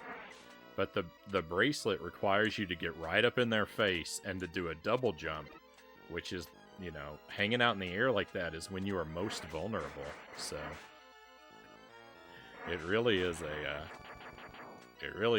perilous way to exist.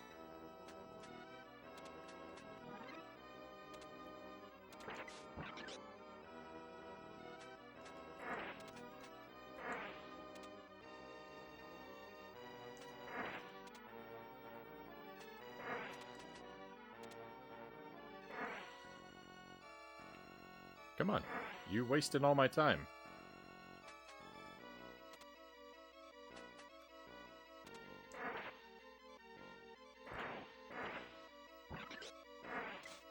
It's 5 a.m. I'm not even remotely tired. My sleep schedule is beyond wrecked. I can relate, Joe Jack. That's I tend to operate on that vampire schedule. What time is it for me now? 4 a.m.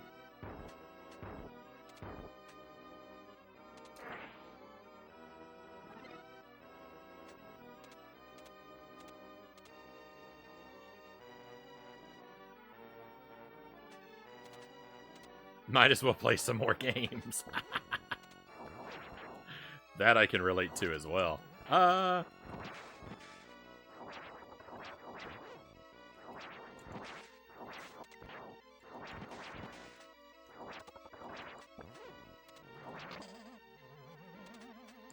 Cool.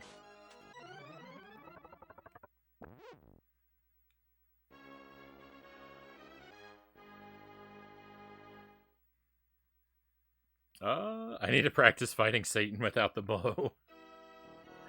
It's with all the other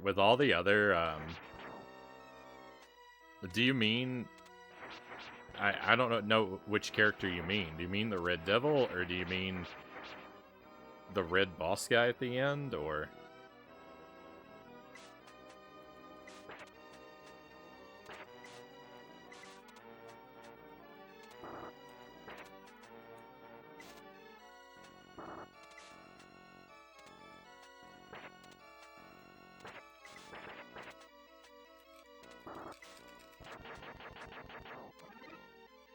Hey, Tommy, welcome in.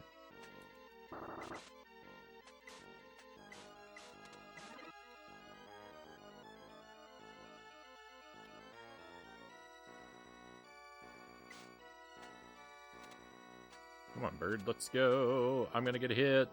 Never mind, I'm just gonna fall down.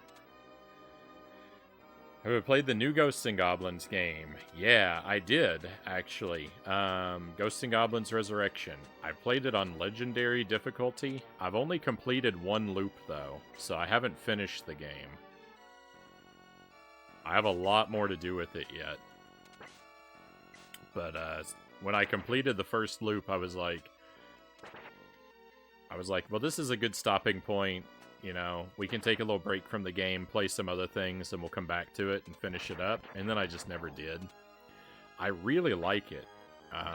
It's super hard, though. It is a real grind. It is a real grind. Maybe if I swallowed my pride a little bit and lowered the difficulty, I'd have a somewhat easier time, but I will not do that.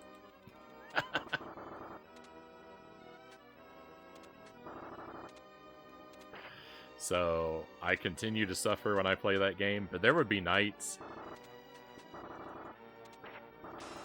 I would play that on the stream, and I would play for like 5 or 6 hours, and I wouldn't even reach a single checkpoint.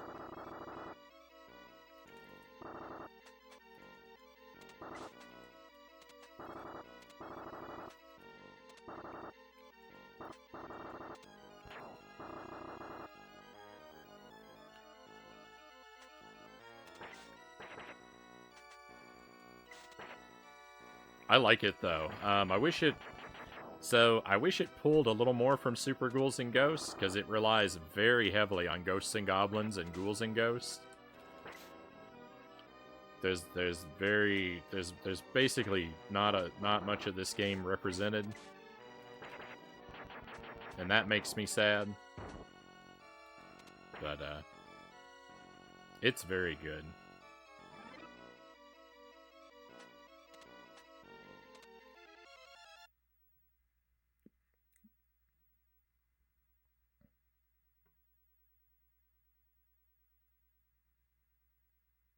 The last boss.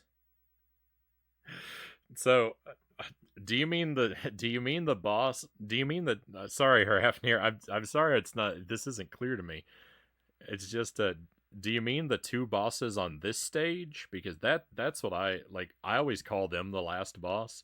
If you mean the final last boss, the guy at the end of Loop 2 after this, the giant guy, he's super he's super easy.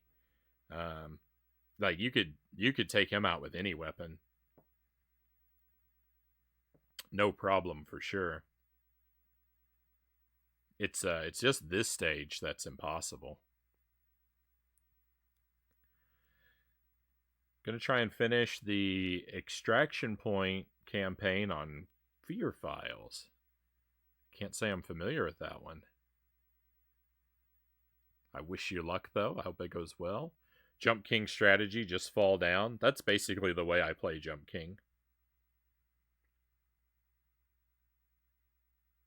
Angelus, welcome in, and thank you for the raid, by the way. Let me give you a shout out. Our good friend Angelus plays a lot of retro games, plays a lot of retro PC games. A lot more PC focused than I am, but not exclusively, and definitely not afraid to play some dubious titles. Angelus fearlessly marches into jank territory very often. How did Resident Evil go, though? A game of quality. How did that treat you, Angelus? We'd love to hear. Incredibly difficult, wonderful music and art style, though. Yeah, I really like the aesthetic of it. Some people said they didn't. Like they said that they think it's ugly and they don't like it, but I like it. It's an expansion to the original Fear, playing on hard mode. Nice. The pair that you fight. Okay, yeah. I thought that's what you know. I thought that's what you should mean, but I don't know. I didn't want to make assumptions.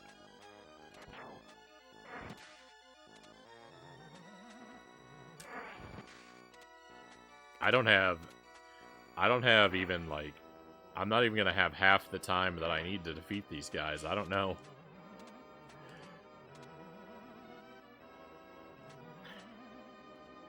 Unless I go into this battle more aggressive than anyone has ever been. Never mind. I'm dead.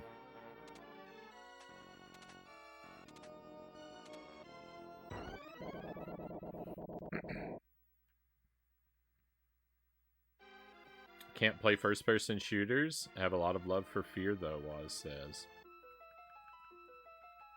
It went great, Angela says. Excellent. Glad to hear a positive report.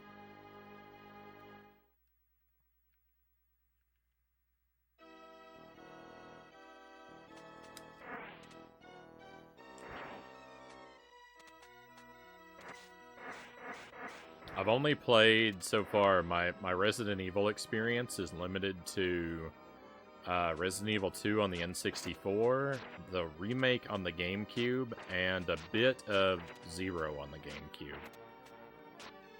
I would like to play all of them, at least up through 4 by some point.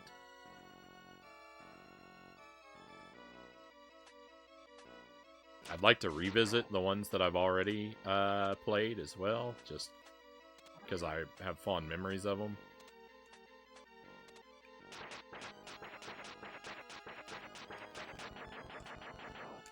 I think I have a way to play most of them.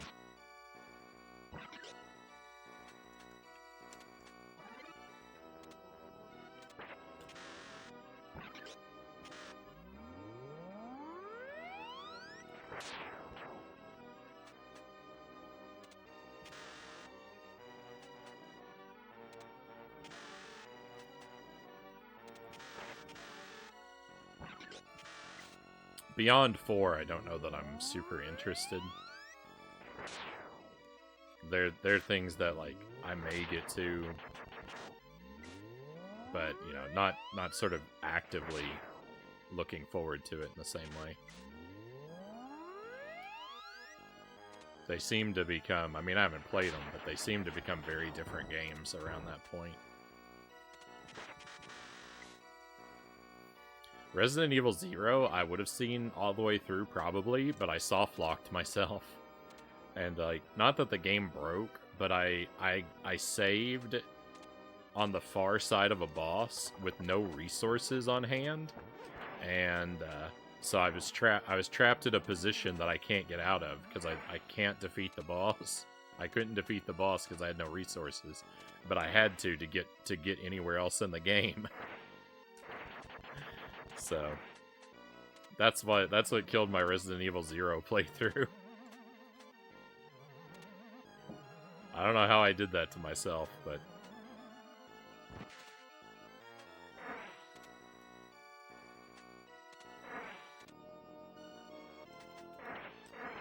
you know, such is life. Just means I'll get to play it. I'll get to beat it for the first time on stream someday. Come on.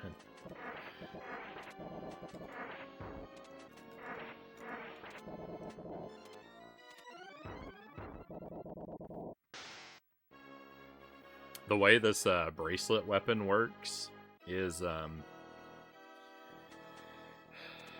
its range and strength are both affected by... Well, its range is affected by what level of armor you're wearing. It gets stronger as your armor gets better. Its range gets better as your armor gets better, rather. And the strength of the weapon gets better as you get closer in proximity to an enemy.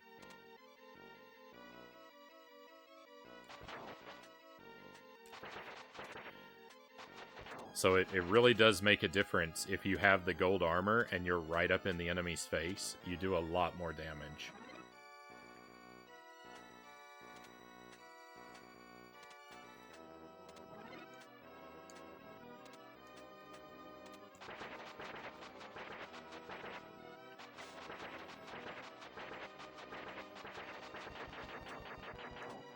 The other weapons are kind of like that in regard to the armor powering them up, but not in a way that really matters. And I think the range thing is a unique feature of the bracelet.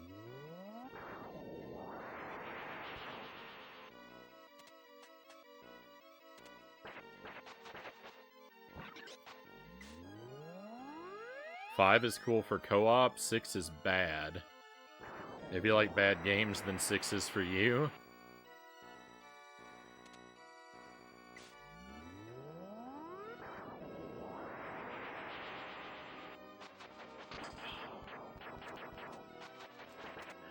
Just put me in the grave. What is going on?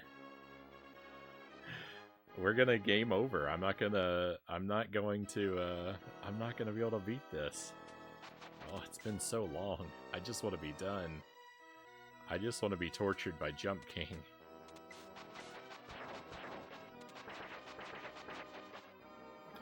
This level shouldn't be giving me any difficulty either, because, like, I don't have the excuse of oh, I'm doing the 100% thing, because this level doesn't change. You play it the same way, either way.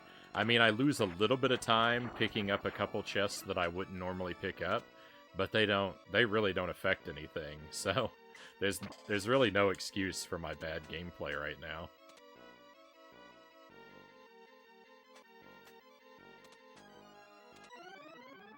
I don't know how I can go from clearing this game in a single life to floundering so badly in the space of a couple days. But it hurts. Really want to play the Resident Evil 2 remake, Angela says, but it requires too much hard drive space at the moment. Could clear out the space, but that'd mean deleting a lot of other games.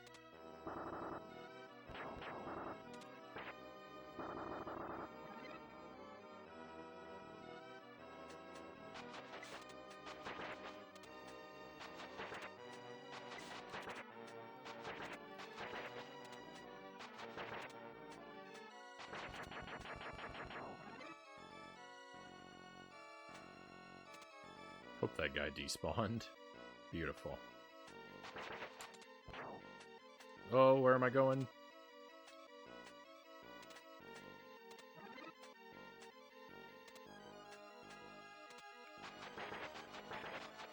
Need to play the Resident Evil 4 remake. I bought it. It's just been gathering dust. That's like 99.8% of my gaming library is stuff I bought that's just sitting and gathering dust. I mean, that's probably the case for most of us, right? I think most of us don't get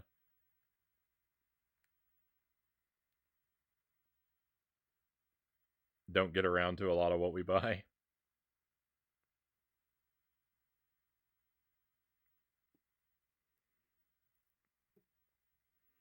To remake is good, worth the space.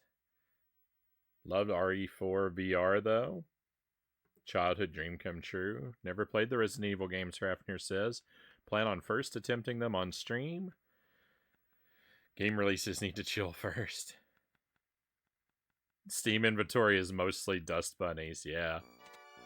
Believe it or not, I don't play PC games, but believe it or not, even Frownie has a Steam account that's full of games he's never played. Because I did try to get into it at one point.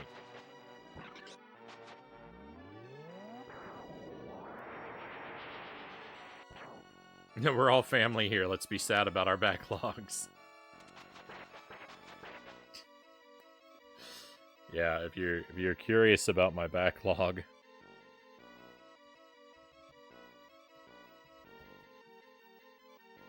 Oh.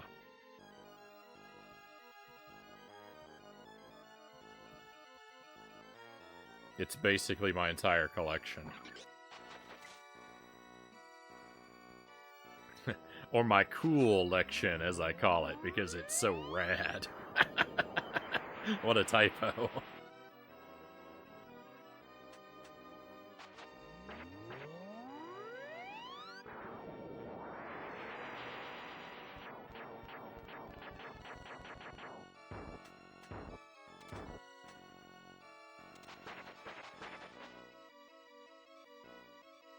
The cool election. The Backlog Brotherhood has a nice alliteration to it.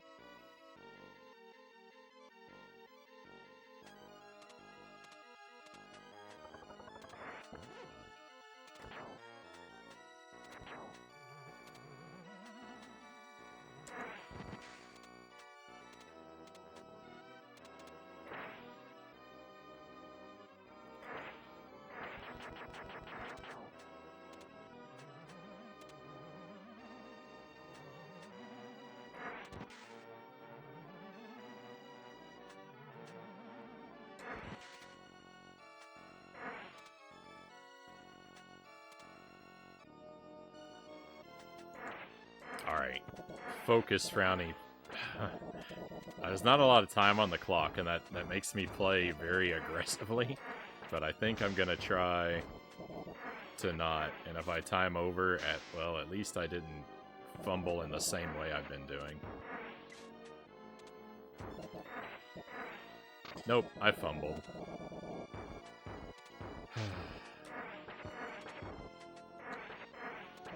The powered down bracelet is so weak.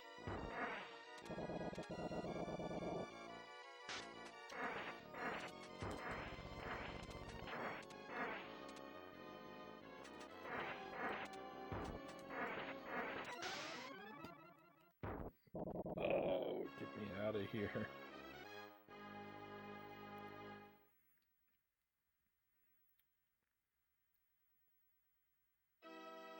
I need an extra lifetime to kill my backlog. Thought about checking out The Witcher 3 until I saw how much hard drive space it required. Maybe when I get a bigger hard drive or a portable one. I played a little bit of The Witcher 3 on the Switch. I didn't do a whole lot in it. It's an overwhelmingly giant game. And very talky one.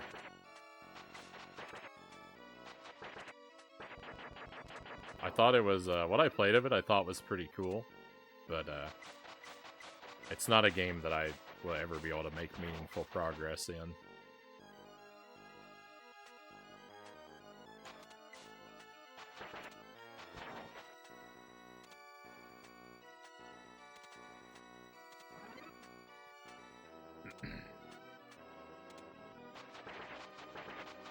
You'd enjoy Volgar the Viking, platformer inspired by Super Ghouls and Ghosts.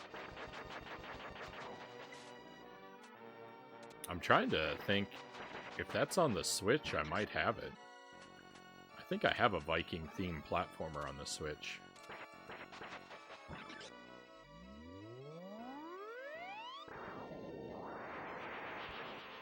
Did I not pick up that treasure chest at the bottom of the world? I hate that I have to go back and check.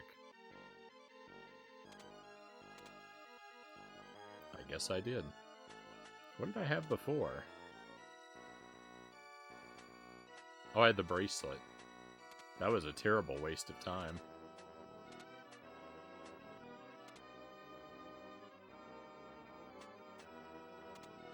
Witcher 3 is a whelp, this is my life now game. I believe it.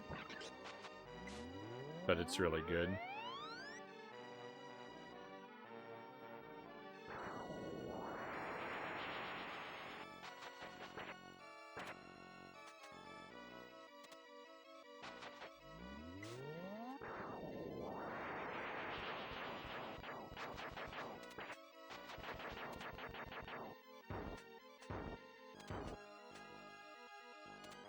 Should I play 1 and 2 before playing 3? Angelus asks.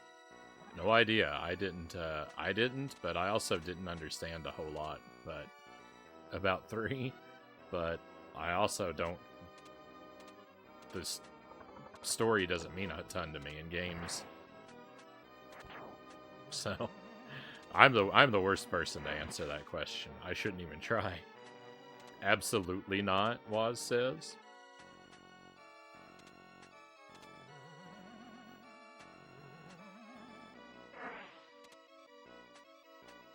Where is this treasure chest? Why is it not spawning? It's eating away all my time.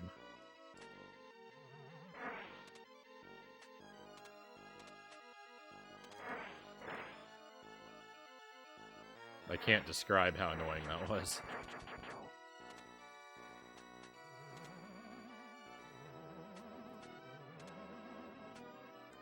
Just play 3. We speak of ignoring many hundreds of unplayed games in our Steam library. Instead playing Hades for 180 hours. Throw this away. All that work for a bear trap. That one is almost always a bear trap.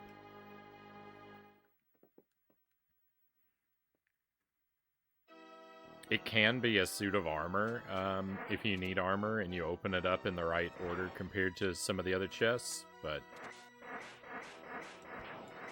it has a strong disposition to be a bear trap.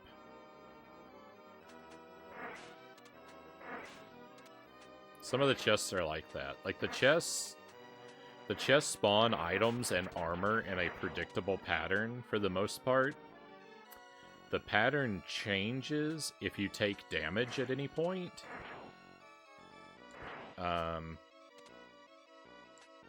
Though the alternate patterns are also mostly predictable. But there are a few chests that don't fall into the pattern. They instead have a higher probability to be armor or traps. And there are also ways to break the pattern. Like right here, the pattern is broken. That should have been 2 suits of armor. picking up this weapon really makes no sense. And that being a weapon makes no sense. Alright, everything is, yeah, everything is just all out of order.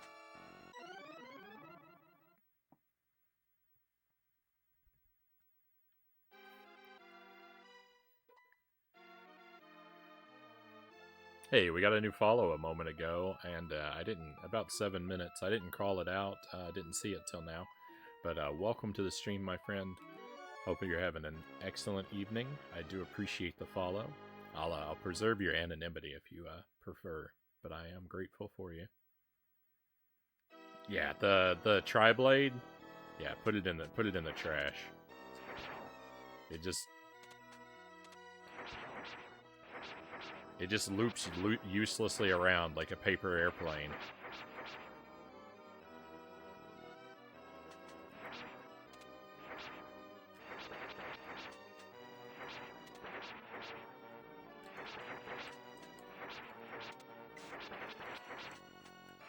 And it's weak. It has a terrible trajectory, it's weak, and its magic is garbage too. There is nothing good about it. Alright. It can travel into walls, whereas a lot of weapons can't. That's almost a plus. It's so that feature is so seldom useful. Gotta head out. Much love, Frownie in chat. Hey, thank you for being here, Waz. Always appreciate you.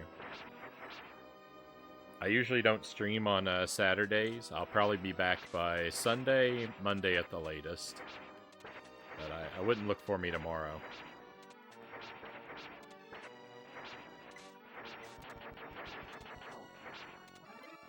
It's not impossible. I do show up sometimes, like, semi-unannounced on Saturday, but I wouldn't hold my breath for it.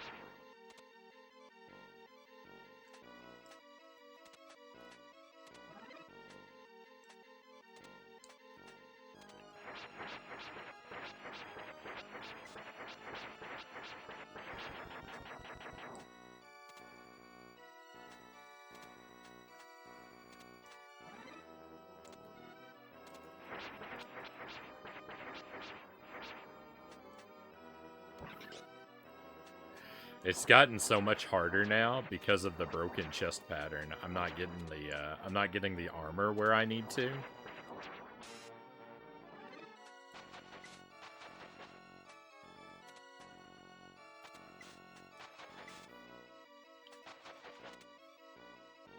I don't think I'm gonna complete this run.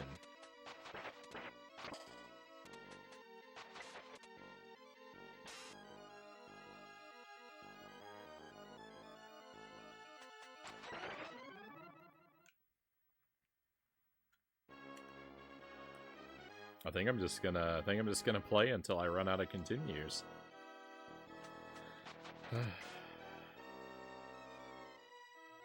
I'm so very much done with this project tonight. This was a mistake. I should have left it. Ah.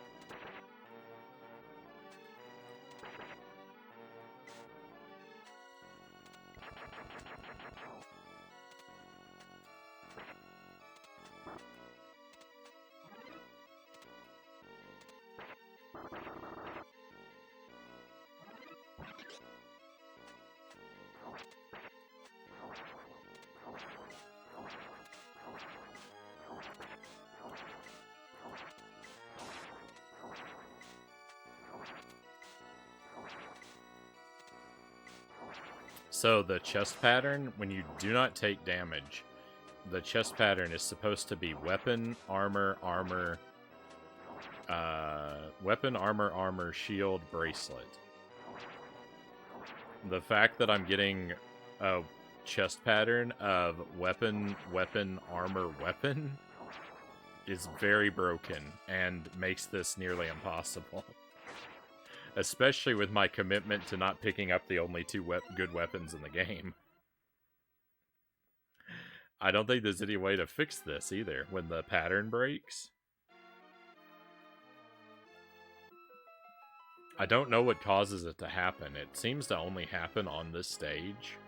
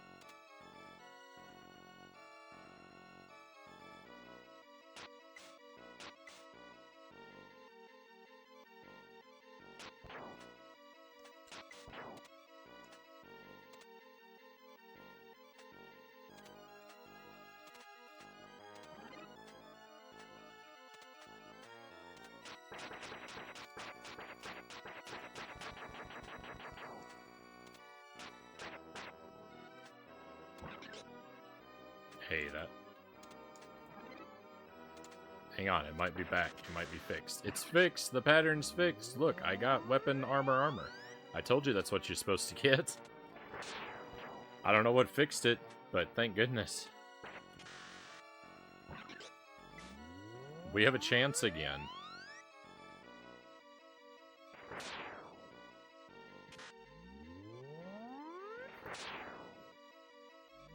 That's how tight of a spot I'm in right now. It's an overwhelmingly good sign, just that the game is behaving as it's supposed to.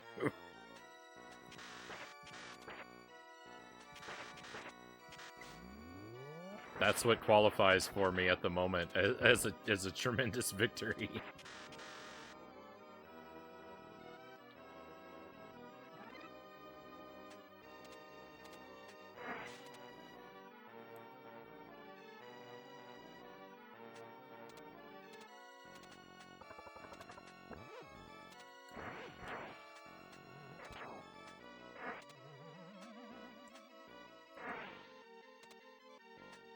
This chest is playing games again. Look at that. Ah. I'm so mad.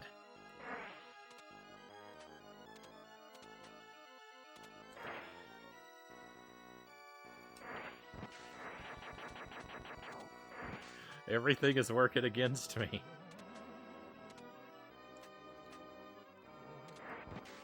Keep missing this jump, too. Life is bad. Life is bad.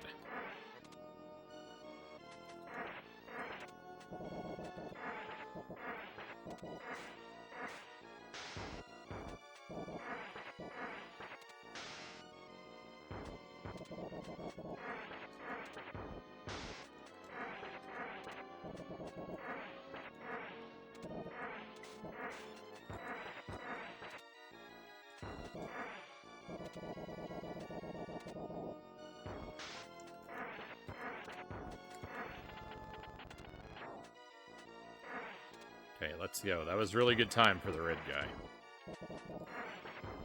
Oh, don't come this way, green guy.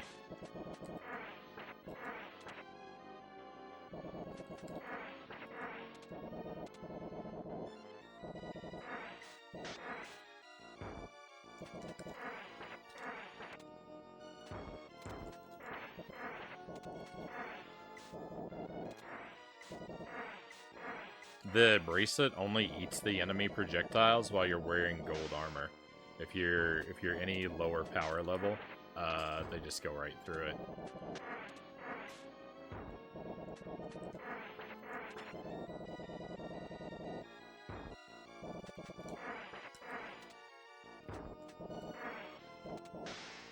I can't hit this guy. I can't hit him from that distance when I'm powered down. Yeah, see?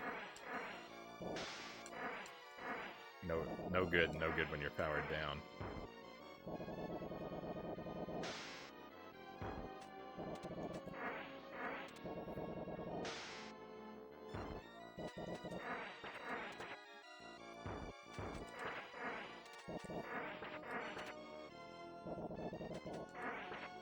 I thought I was dead.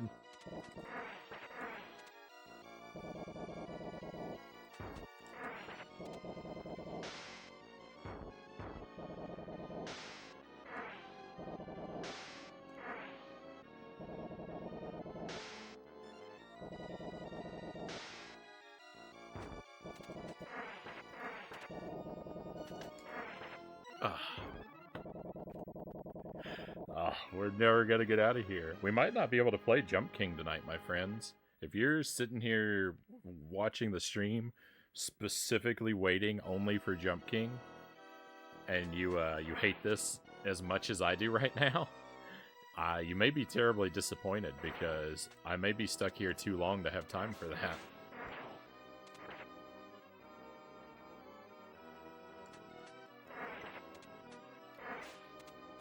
If I can't clear this stage in like the next 10 minutes, there's not going to be enough time left in the night to make turning on Jump King even worth it. I won't even be able to play it for an hour.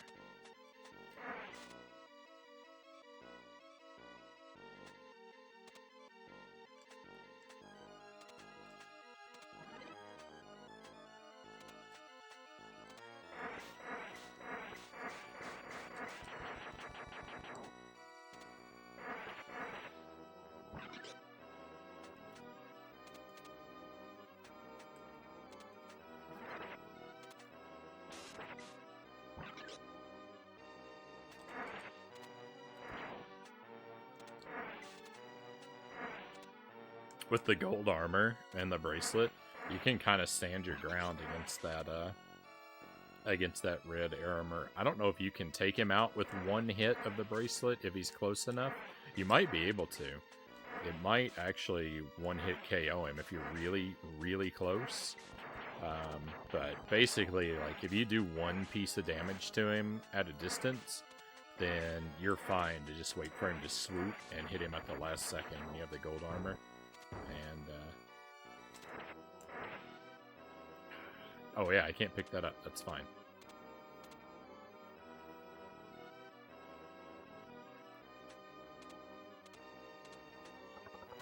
The only reason this attempt didn't die right there is because that weapon is forbidden right now. Where is this chest? I am fuming. I am so furious. I don't know why this chest won't spawn.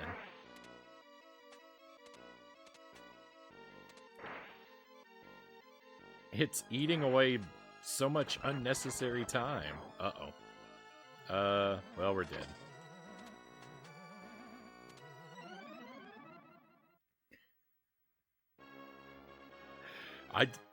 Roll the tape back. Lay those two jumps over one another in a video editor. They were identical, and one of them spawned the chest and one of them didn't.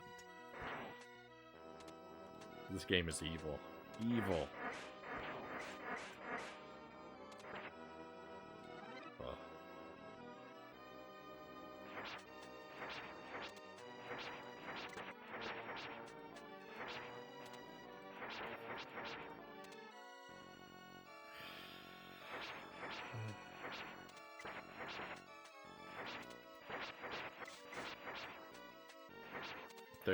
There's no good left in the world. Everything is bleak and miserable.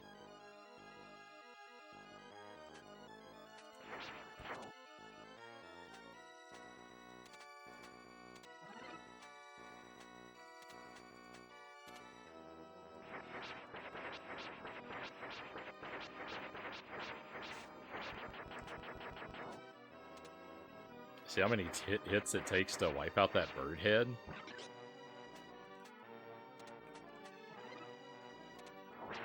That's one thing, but watch this. Watch how many times I have to use this magic to take this guy out. Oh. Cool, I woke him up.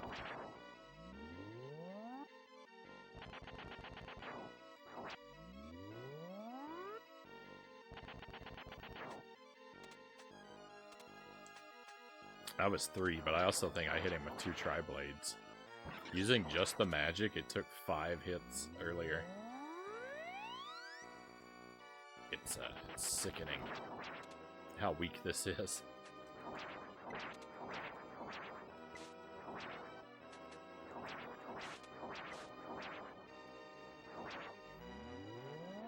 A weapon with this trajectory has no business being this weak.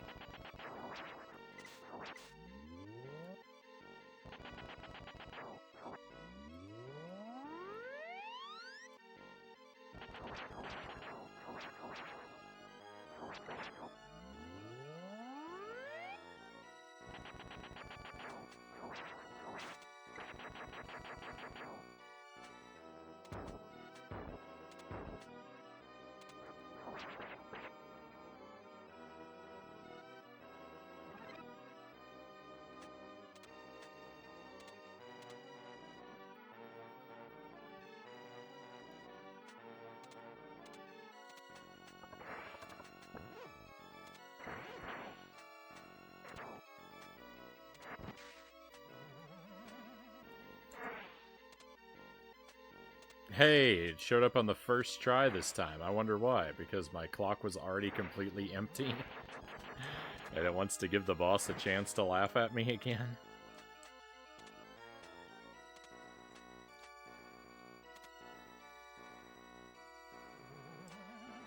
Disgusting. Sunday you can play Sam and Max Save the World on episode 4 now, Angela says. Right on. I hope that continues to treat you well.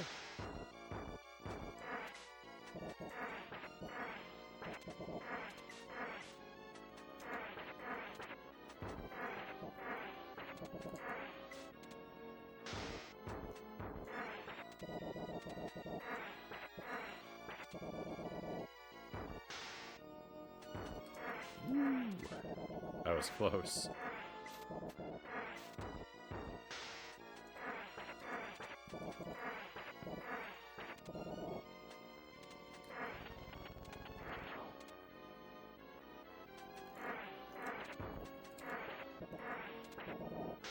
I have no time.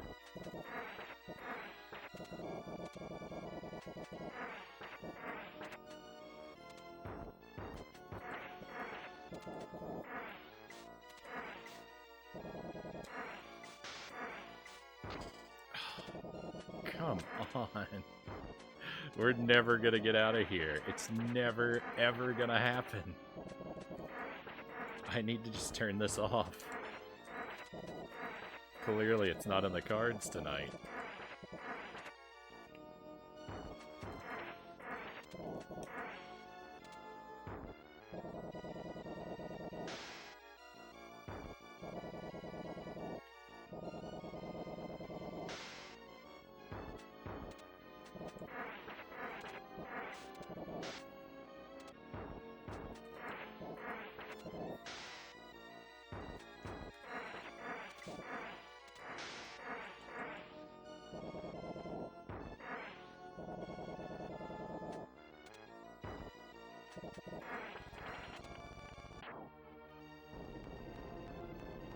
Finally. Oh my goodness. I want to say so many unkind things about this game right now. It's so upsetting. I don't feel good. I feel relief. Ugh.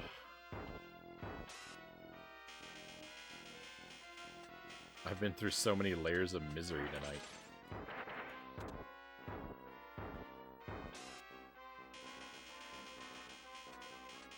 This guy's a joker.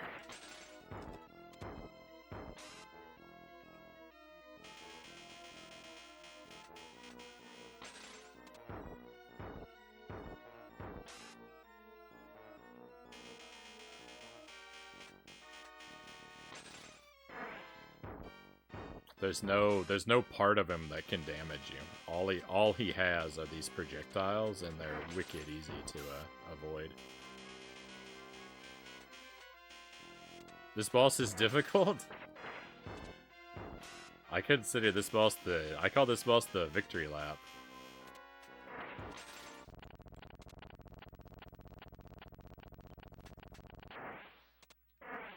I have several decades of experience with him, though, so...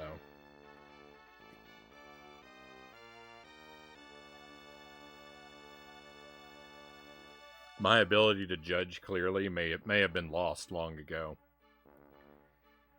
And after that other fight, that's the thing, is that other fight is so... That fight before this is so much harder. I can't feel difficulty anymore. Thank you for the GG, Angelus. Very, very undeserved, but appreciated nonetheless. What a horrific night. I knew this was going to be rough. I did not know that it was going to be this upsetting.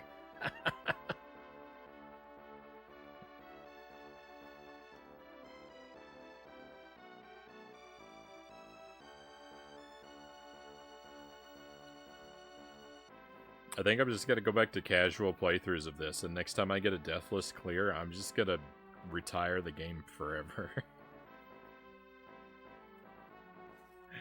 I'm challenging myself. Challenging myself in this game is a bad idea. X2, welcome in. Thank you again for the follow. Many SNES controllers have been sacrificed to this game.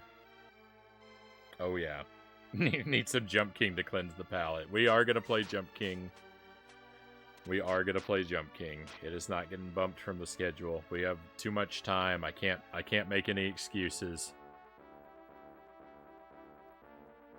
Jump King is so the one thing that makes that less frustrating is I've never beaten that game before. So no matter how bad I do, I never have the feeling that I should be doing better. That's the great thing about a first playthrough. At least I don't have that gnawing at my heart. The thought that I should be doing better. Without the baseline of comparison.